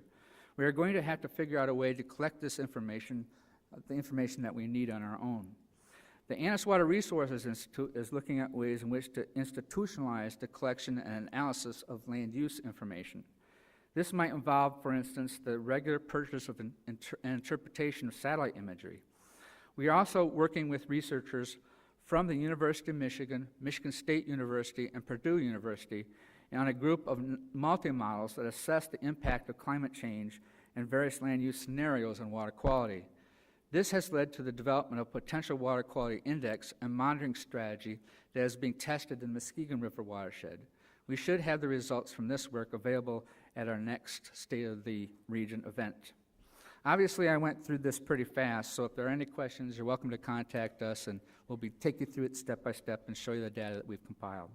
Next, it's my privilege to introduce my friend Steve Faber with the Friends of Grand Rapids Parks. Thanks, Steve.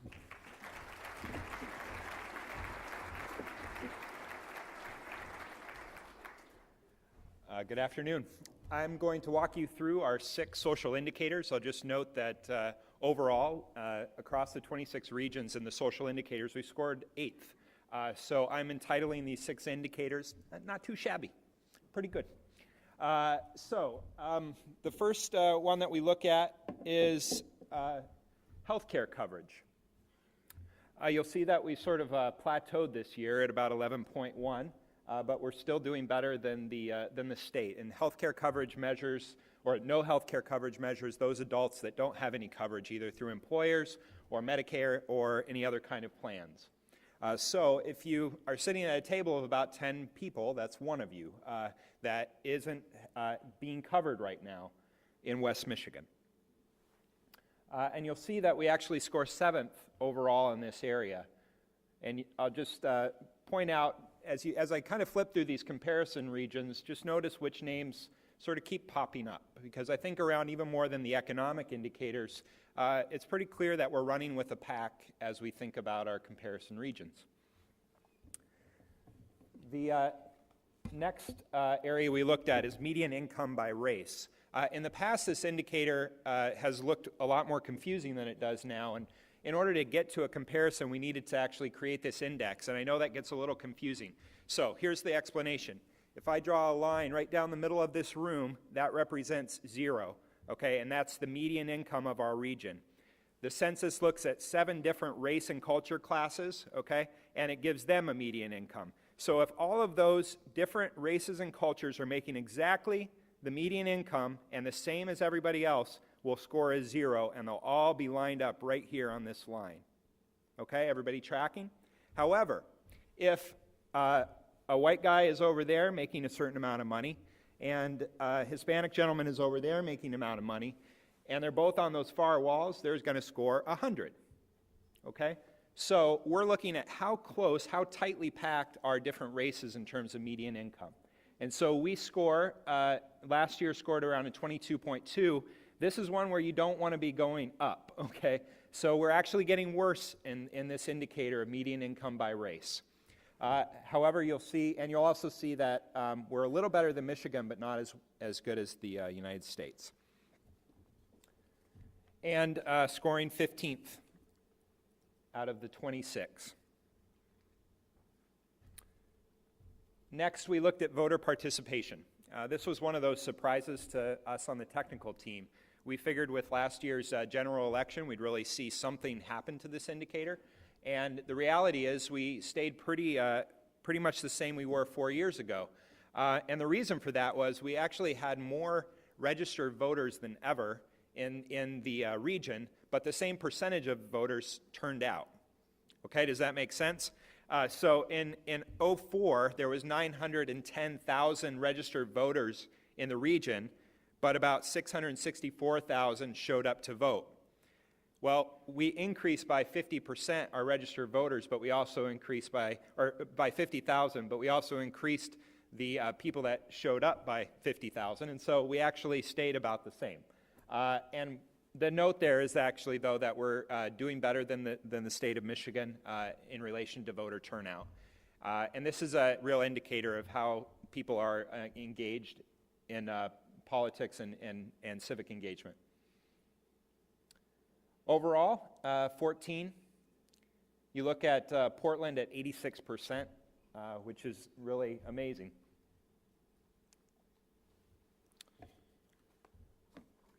Next up, housing cost burden. What we look at here is the percentage of people that are paying more than 30% of their income to housing, okay? So it doesn't matter whether you own a $2 million home or a $2,000 home. If you're spending more than 30% of your income to that mortgage or to finance that, you are in unaffordable housing, according to this indicator. And that's sort of a HUD, Housing and Urban Development formula. This one was also a surprise. Well, what we're saying here is about 1 in 3 people that live in West Michigan are in housing that is unaffordable. And that's still better than the state, still better than the United States, but when we compared it to our others, we scored 20th, or we're 20th out of 26, which we all did a little head scratching around the table when we saw this, and that might be something that you want to discuss at your tables a little bit later. We don't have a solid answer as to why, but it's probably related to a lower per capita income and some of the other economic indicators that George pointed out. But this would definitely be an area where we'd want to move up the ladder. And then the next is teens not in school. This is sort of our education indicator. And here we're showing improvement. There's fewer teens, 16 to 19, that are dropping out of school. And again, we score better than Michigan, better than the United States in this area. And we actually crack the top 5. This is the only indicator where we make it into the top 5. And so in good West Michigan fashion, we're going to get rid of this indicator next time around. We've always wanted a little better education indicator than we did, so this is one that will probably get an overhaul in the next year. So enjoy your 5th place while it lasts. And then finally, crime rate. We couldn't find comparable data across the other regions for crime rate yet, and so we don't have a comparison slide for this. But this is the police. When there's an offense, they categorize it as a property crime or a violent crime, and there's certain crimes that fall into that. And then this is the percentage out of 100,000 people. To put some perspective on this and our violent crime, if this room represents the region, why don't I'll put David on the spot. David, if you stand up. Yeah, thank you. That represents our violent crime rate. Okay? So, yeah. You pick your violent crime. So that, to say, we're actually doing I would say that's pretty good. It's unfortunate for the person that has to stand, but doing pretty good. Property crime, I would have about 11 people stand up, and that would represent the property crime in this room if we were the region. And so George already took you through the benchmarking part of this, but I would say, again, if 0 is average, you see that we're actually hovering pretty close to that line and a little bit above it, aside from 2 indicators really with housing burden and the median household income or median income or the income disparity. And what I was looking for when we saw this was, are there some other regions that share a similar pattern as us that we might look towards? And so if you notice, Des Moines continues to surface as an area that we might look to. They score a little better than us on almost every indicator, and it might be interesting to see what other dynamics are going on there. Similarly, Dayton has a pattern, but is just a little more improved than we are in these social indicators. And so these are our comparison groups. And again, we're number 8 overall when we look across these social indicators. And with that, I'll turn it over to Pam Landis of Think Again. Thank you. Good afternoon, everybody. I just want to acknowledge the good work of all these gentlemen. In addition to George, John, Steve, we also had Jeremy Pine and John Vandermolen, who are part of our technical team. If you could just stand up for a second, we'll say yay. Yay! I can imagine that about this time you're on information overload. I see some faces out there that are sort of turning to fish face on us. So what we're going to do now is we're going to turn it over to you and ask you to do a little bit of discussion, a little bit of thinking about this data. So really for any good think-a-thon, you've got to prepare for that. We've given you a blue piece of paper that looks like this at your table.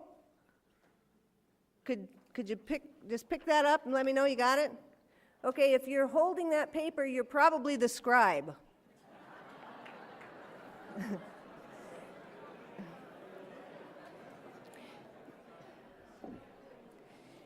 You'll see that there's a series of thought starters on this paper. We're very interested to know what you think about the information in the vital signs, what questions it brings to mind, what bits you heard that caused you to go, whoa, wow, and what kind of connections. If you could, on your blue paper, keep track of at least 3 things that come up at your table that we can collect. And when you finish this thinking period, we will send a bunch of people through to collect these up, okay? The other good thing any a-thon needs is a warm-up, right? You don't go into a marathon without stretching a little. So I want you to follow what I do, and we'll warm up a little bit together. Do this. All right, good. We have traction. All right. Okay, let's put both of them up. All right? Now just reach out and think about the vastness of the universe beyond where you are. It's huge. Okay, now bring all of that in right inside your fingertips. This is where you are in that vast universe. Now take that, stretch it out linearly. Don't put out anybody's eye. Let's think of that as time, okay? It stretches infinitely behind us and infinitely ahead of us. Bill talked a lot today about how we can affect the future. So I want you to take this little bit of time and focus on the future. Good thinking. You have 10 minutes, and we will pick up those papers. Go ahead.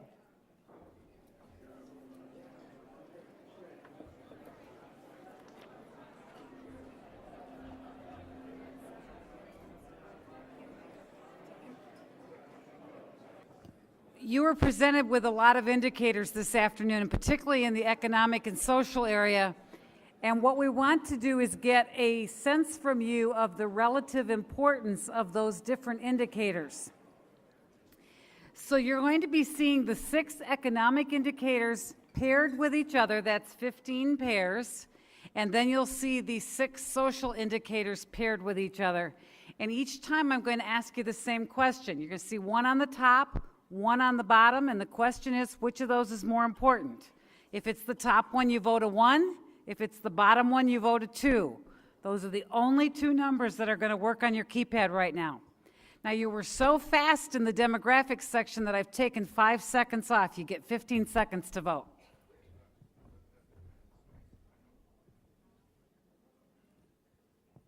So again, the economic indicators were self-employed professionals, educational attainment, per capita income. Does that really say capital? And employment change, employment rate, and free and reduced price lunch. So here we go. Which is more important, to measure self-employed professionals or educational attainment? It's the top one, vote a 1, bottom one, vote a 2.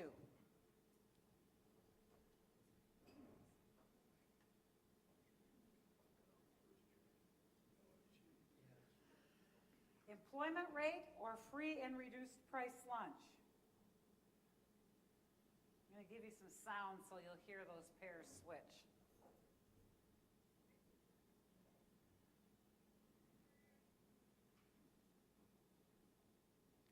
Employment change, educational attainment.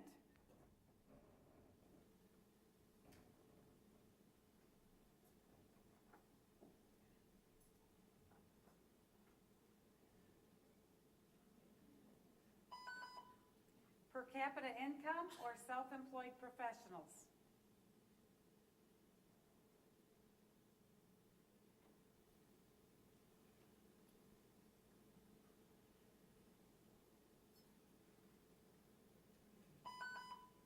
Free and reduced price lunch or educational attainment.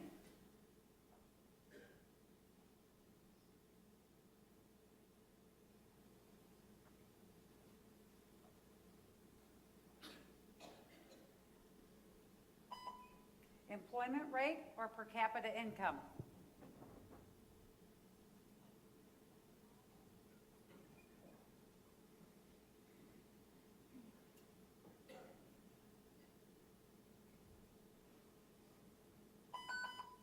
Self-employed professionals, free and reduced price lunch.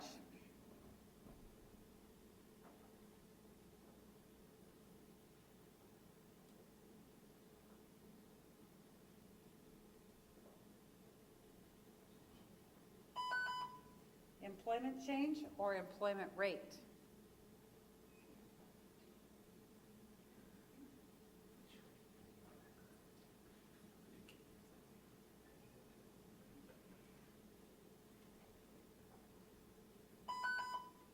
Per capita income, free and reduced price lunch.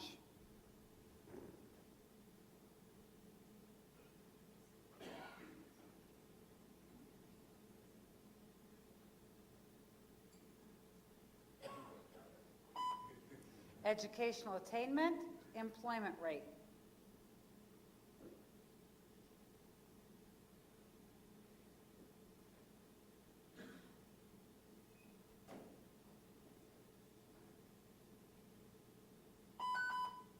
Self-employed professionals, employment change.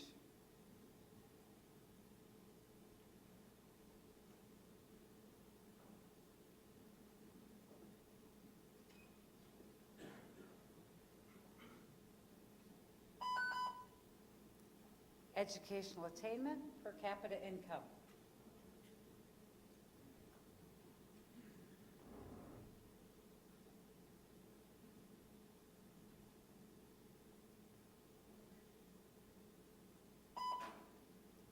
Free and reduced price lunch, employment change.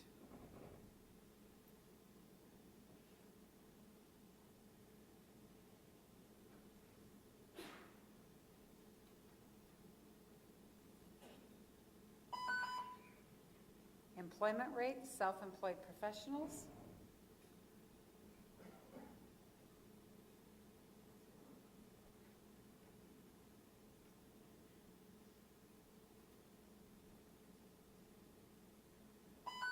And finally, per capita income or employment change.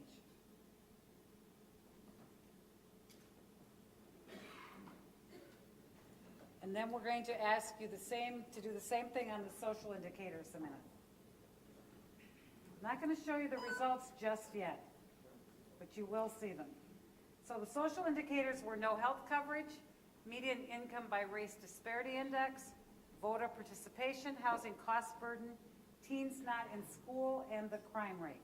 Here we go. No health coverage, median income by race disparity index.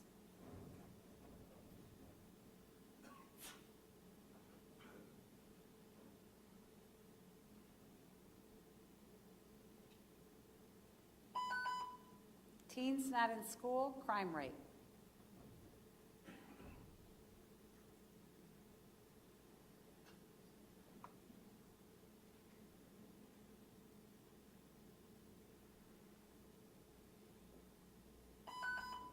Housing cost burden, median income by race disparity index.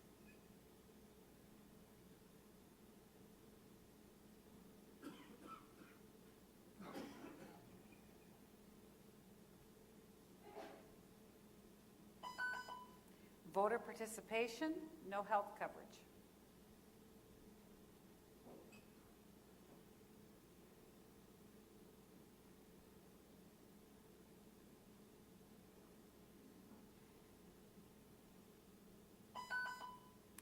crime rate, median income by race disparity index.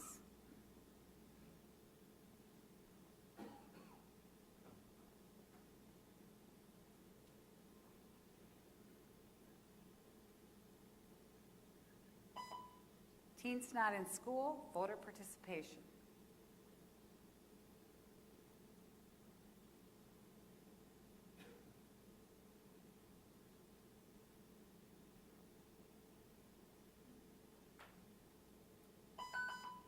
No health coverage, crime rate.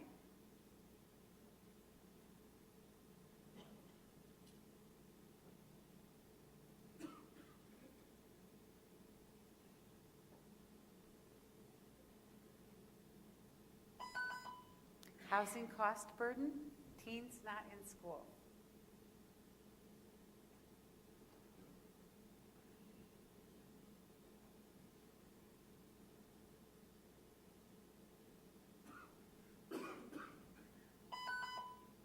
Voter participation, crime rate.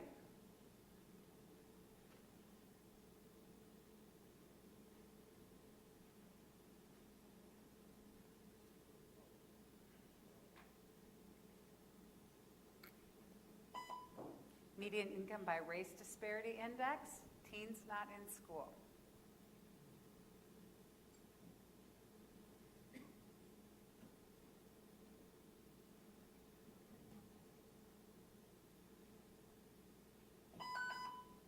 No health coverage, housing cost burden.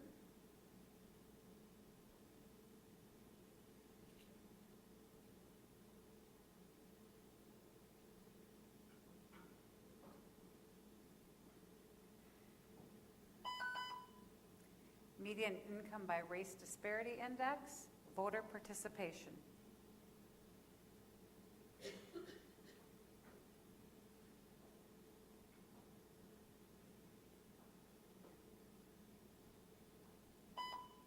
Crime rate, housing cost burden.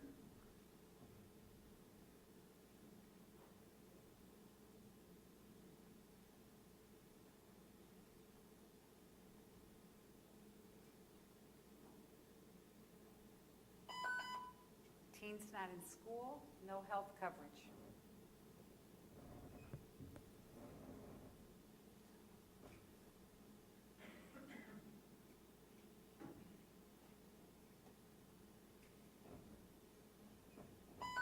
And finally, voter participation, housing cost burden. We're going to show you these results in a little while, but I'm going to turn it back over to Greg right now.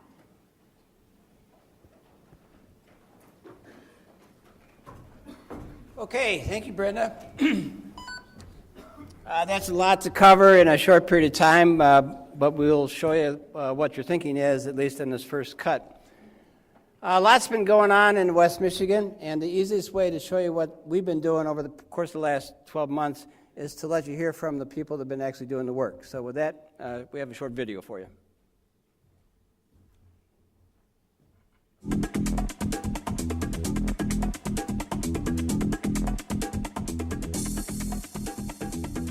Well, collaboration, as we all know, is easy to talk about, difficult to do. What we've learned, though, over the past 10 years is that by bringing together people from the public sector, the private sector, and institutional sector, we can develop a shared vision, and we can create trust across the three sectors that will help us achieve sustained regional results.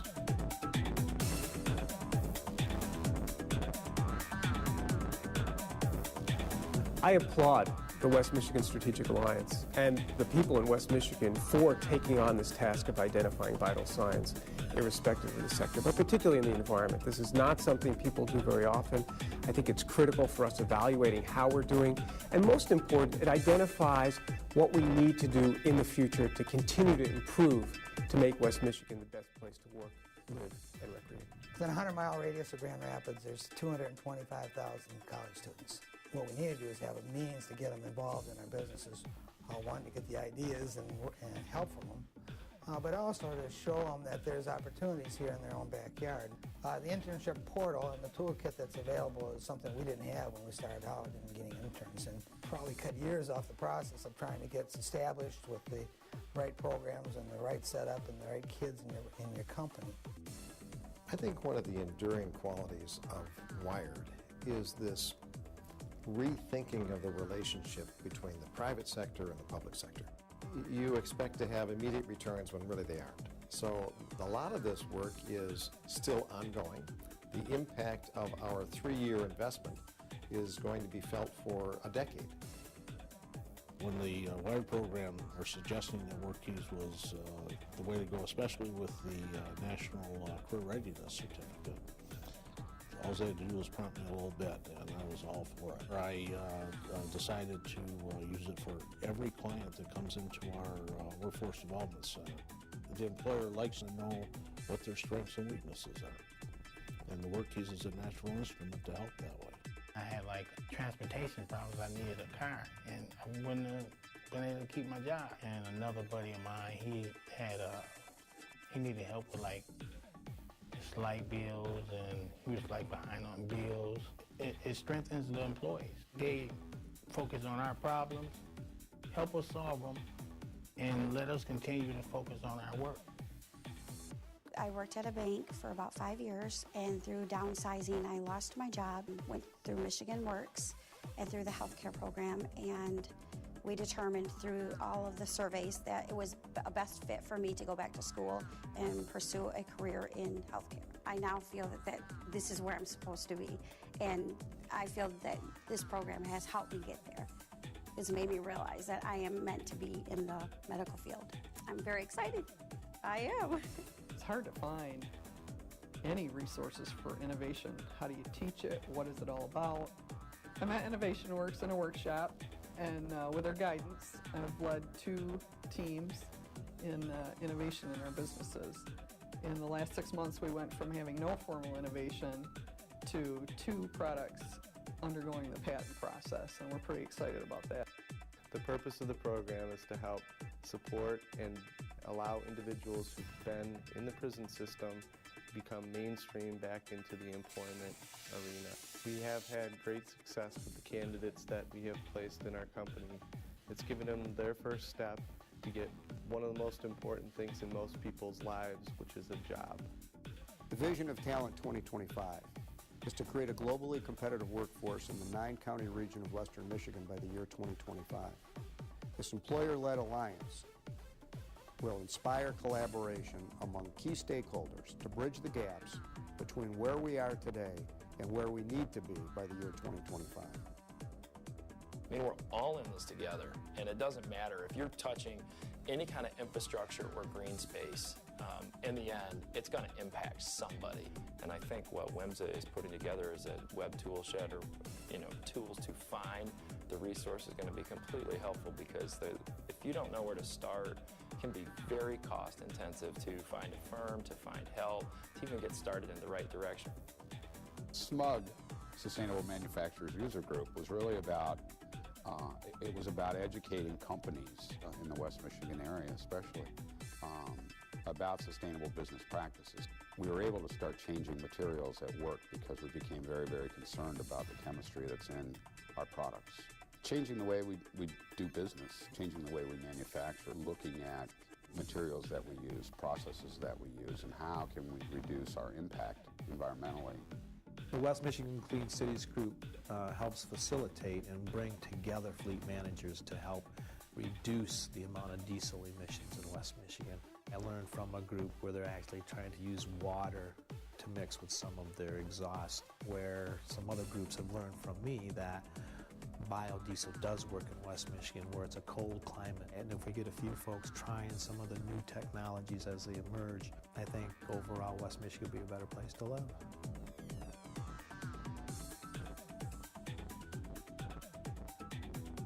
The intent of the Green Parts Regional Skills Alliance is somewhat different than the other skill alliances that have been formed in West Michigan. Those alliances have the goal of training new people for new positions. That isn't the situation that we have in manufacturing parts for the alternative energy market. West Michigan already has many, many qualified manufacturing companies with qualified employees in those companies. The goal of the Green Parts Regional Skills Alliance is to bring new markets to our existing manufacturing capability. I think one of the most interesting things about regions is that no one's in charge. We have over 100 units of government in West Michigan. There's no one entity that kind of runs the place. So it's important for us to learn how to collaborate together. That's not something you just wake up one morning and say, I know how to collaborate. It's something that needs to be practiced. Building collaborative networks brings strength to our region. What we need now more than ever is your willingness to participate in future collaborations to help us deal with the tough challenges we face.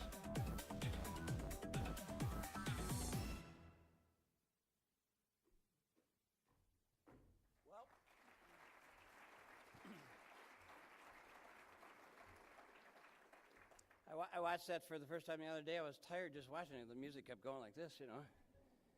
We have done a lot. There's a lot of other things that go on. I want to thank Jeff Gorell for his great work on the video. I got another one of those creative people that's operating in our region that we need to tap into. There's a lot of things that are going on that, as I said earlier, that we have really nothing to do with. We're happy to focus in on and point to the kinds of things that they do. One of those is Julie Metzger's here is from the Leadership West Michigan organization, which really is an opportunity for us to help create new leaders in our region. It's created by the Coalition of Chambers in our region. They've been operating now for 5 or 6 years. They're looking for new attendees for this year's class, and I would encourage you to visit Julia and her team over here as part of a collaborative process that's actually helping us create leadership in our region. I'm also pleased to let you know that we're pretty quick to tackle our local governments for not taking advantage of the kinds of collaborative processes that actually are going on. And in fact, a couple of my good friends have shared with me when they started to look at all of the collaborations that are going on, our local government should get a lot of credit for the kinds of things they're doing to help make this region a better place to live, work, learn, and play. And I think you'll see more of that as we go forward because of the kinds of things that we do here in West Michigan. I'm pleased to announce today, though, another new collaboration. About 3 to 4 months ago, we started talking to all of our community colleges about how we could create an agreement that would allow us jointly to go after various federal government grants on behalf of our region. And so it's my pleasure today to announce that we are assigning a collaborative between the Grand Rapids Community College, Muskegon Community College, Mount Calm Community College, and West Shore Community College that will link our efforts so that when we go after federal grants, we will do it as a partnership process for all of West Michigan, for all of the students in West Michigan. I'd like Steve Enders to stand up. I think Steve's here today. Steve in the back. Steve's the new president of Grand Rapids Community College. We welcome you to our region. We look forward to working with you.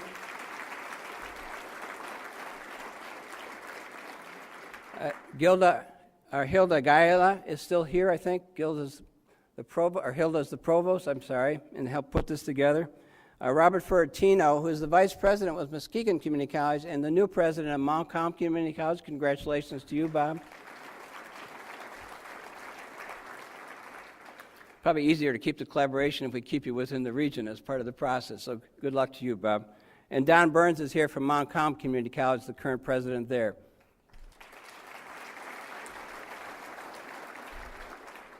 We met as a group about, it's been a couple months ago, and I didn't have any problems making this happen. As leaders of their organizations, they quickly acknowledged the importance of this work, and I think what we're going to see here is, again, another group of leaders helping us to understand how to take the educational process forward for us in a way that will make good sense for our region. You guys were busy at your tables. In fact, I think it'll be difficult for us to establish some priorities, but a couple key things that popped up. Educational indicators, a strong sense from you that land use data was missing and that it needs to be developed.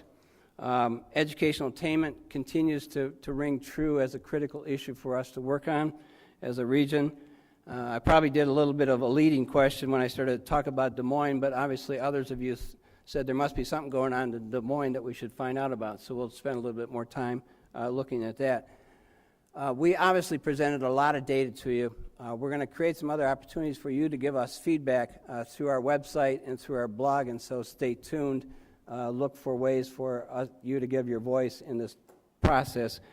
If you're interested in participating in the goal-setting process that I talked about this fall, please let us know, either, again, by contacting us through our website or just giving a call to our office, and we'll be happy to sign you up. We're looking for a pretty broad basis of diversification and participation to participate in that process, and so help us in that regard. I think Brenda's ready to talk to us about what your votes might tell us. Right. I want to show you, first of all, how you voted on the economic indicators. You said, not surprisingly, given what Greg just said, that educational attainment is the most important indicator. And very close, employment rate and per capita income, we're quite close there as well, with employment change, self-employed professionals, and the free and reduced price lunch being less important.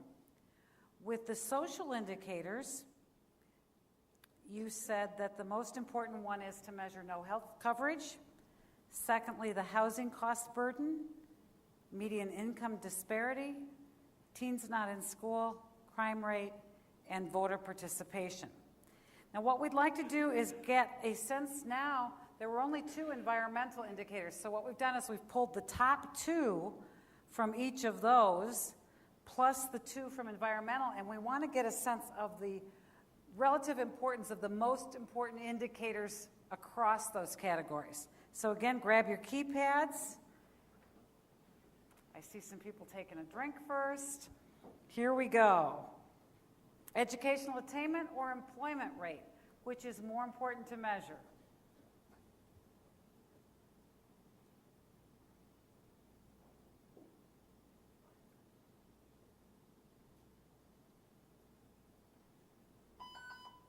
Closed beach days or toxic release inventory?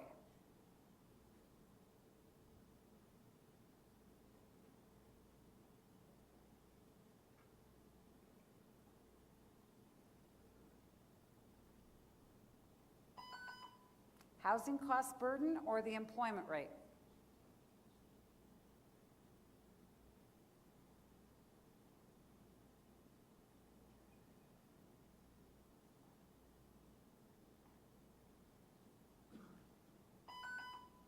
No health coverage, educational attainment.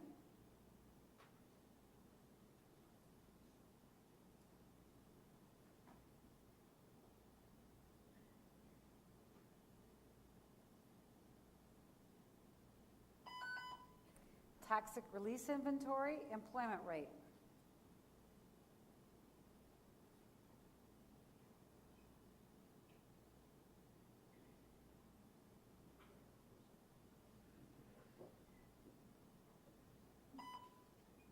Closed beach days, no health coverage.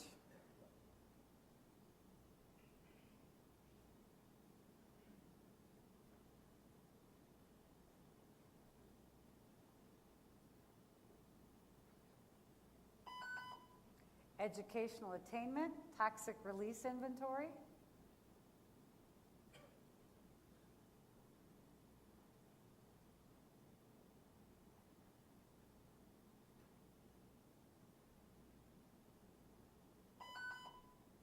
Housing cost burden, closed beach days.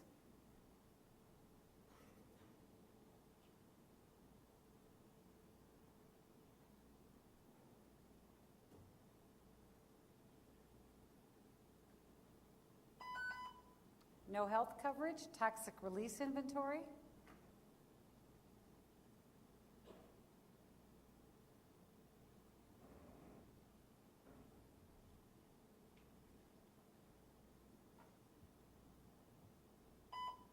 Employment rate, closed beach days.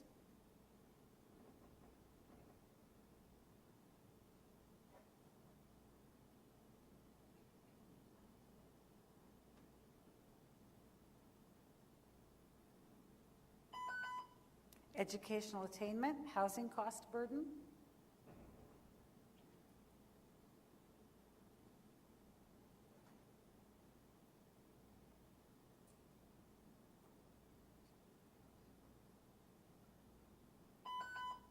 Employment rate, no health coverage.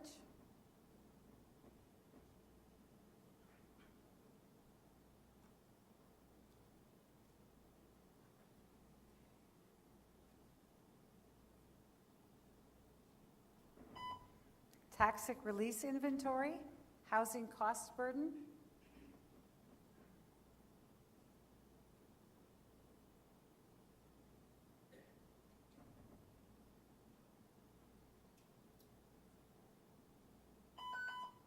closed beach days, educational attainment,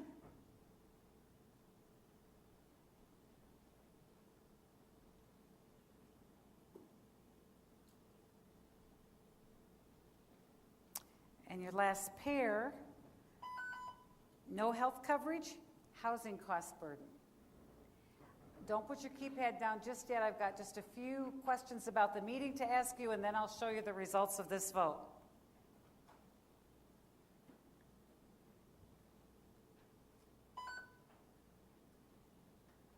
Do you believe regional collaboration has improved the quality of life in West Michigan over the past 9 years?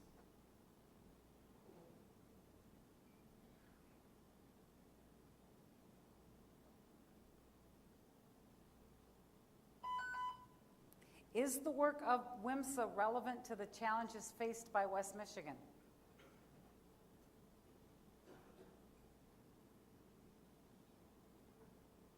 We need the number 3 now more than ever.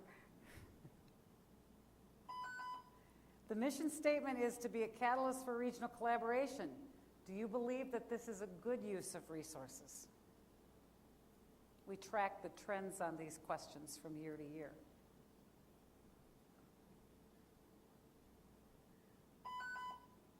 Did this meeting give you a greater understanding of WMSA's activities in the region?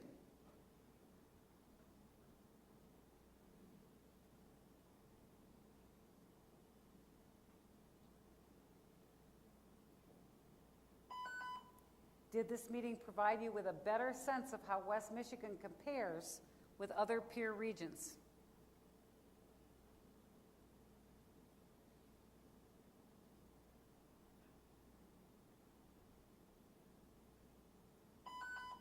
And finally, was this meeting a good use of your time?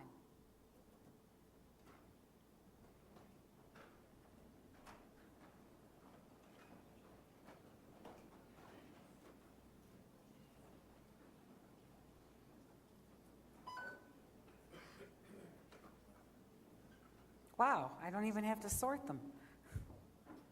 Educational attainment is the most important indicator, followed by the employment rate, followed by no health coverage, followed by housing cost burden, followed by toxic release inventory, and finally closed beach days. And I see somebody making faces. With that, I think I turn that over to Bob to wrap us up.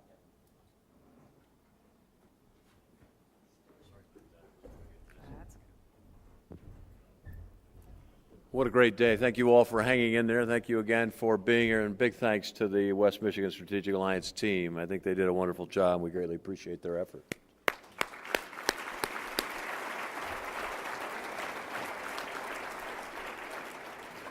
There is a kind of a kiosk on your table, and it includes on it the principles of smart growth.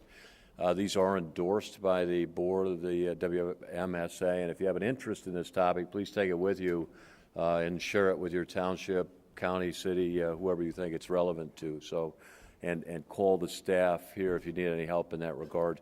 Also, please look at the Facebook for the organization. Participate in that social networking. We do have one more thing to address before the reception. I'm assuming that Twitter's still out, or has he got a message for us? Twitter is up. It is, all right. All right, so what do we got? We got something from Twitter?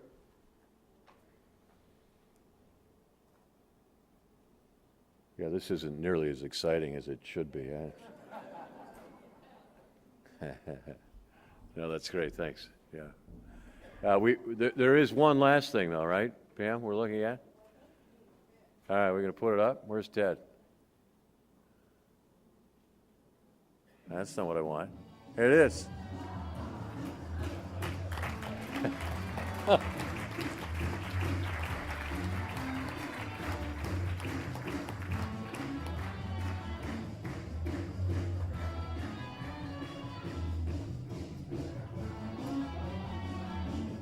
Greg is 49 years old today, and we do have a cake. We'd love to have you join in during the reception, sharing the birthday cake for Greg. So thanks again for everybody for being here.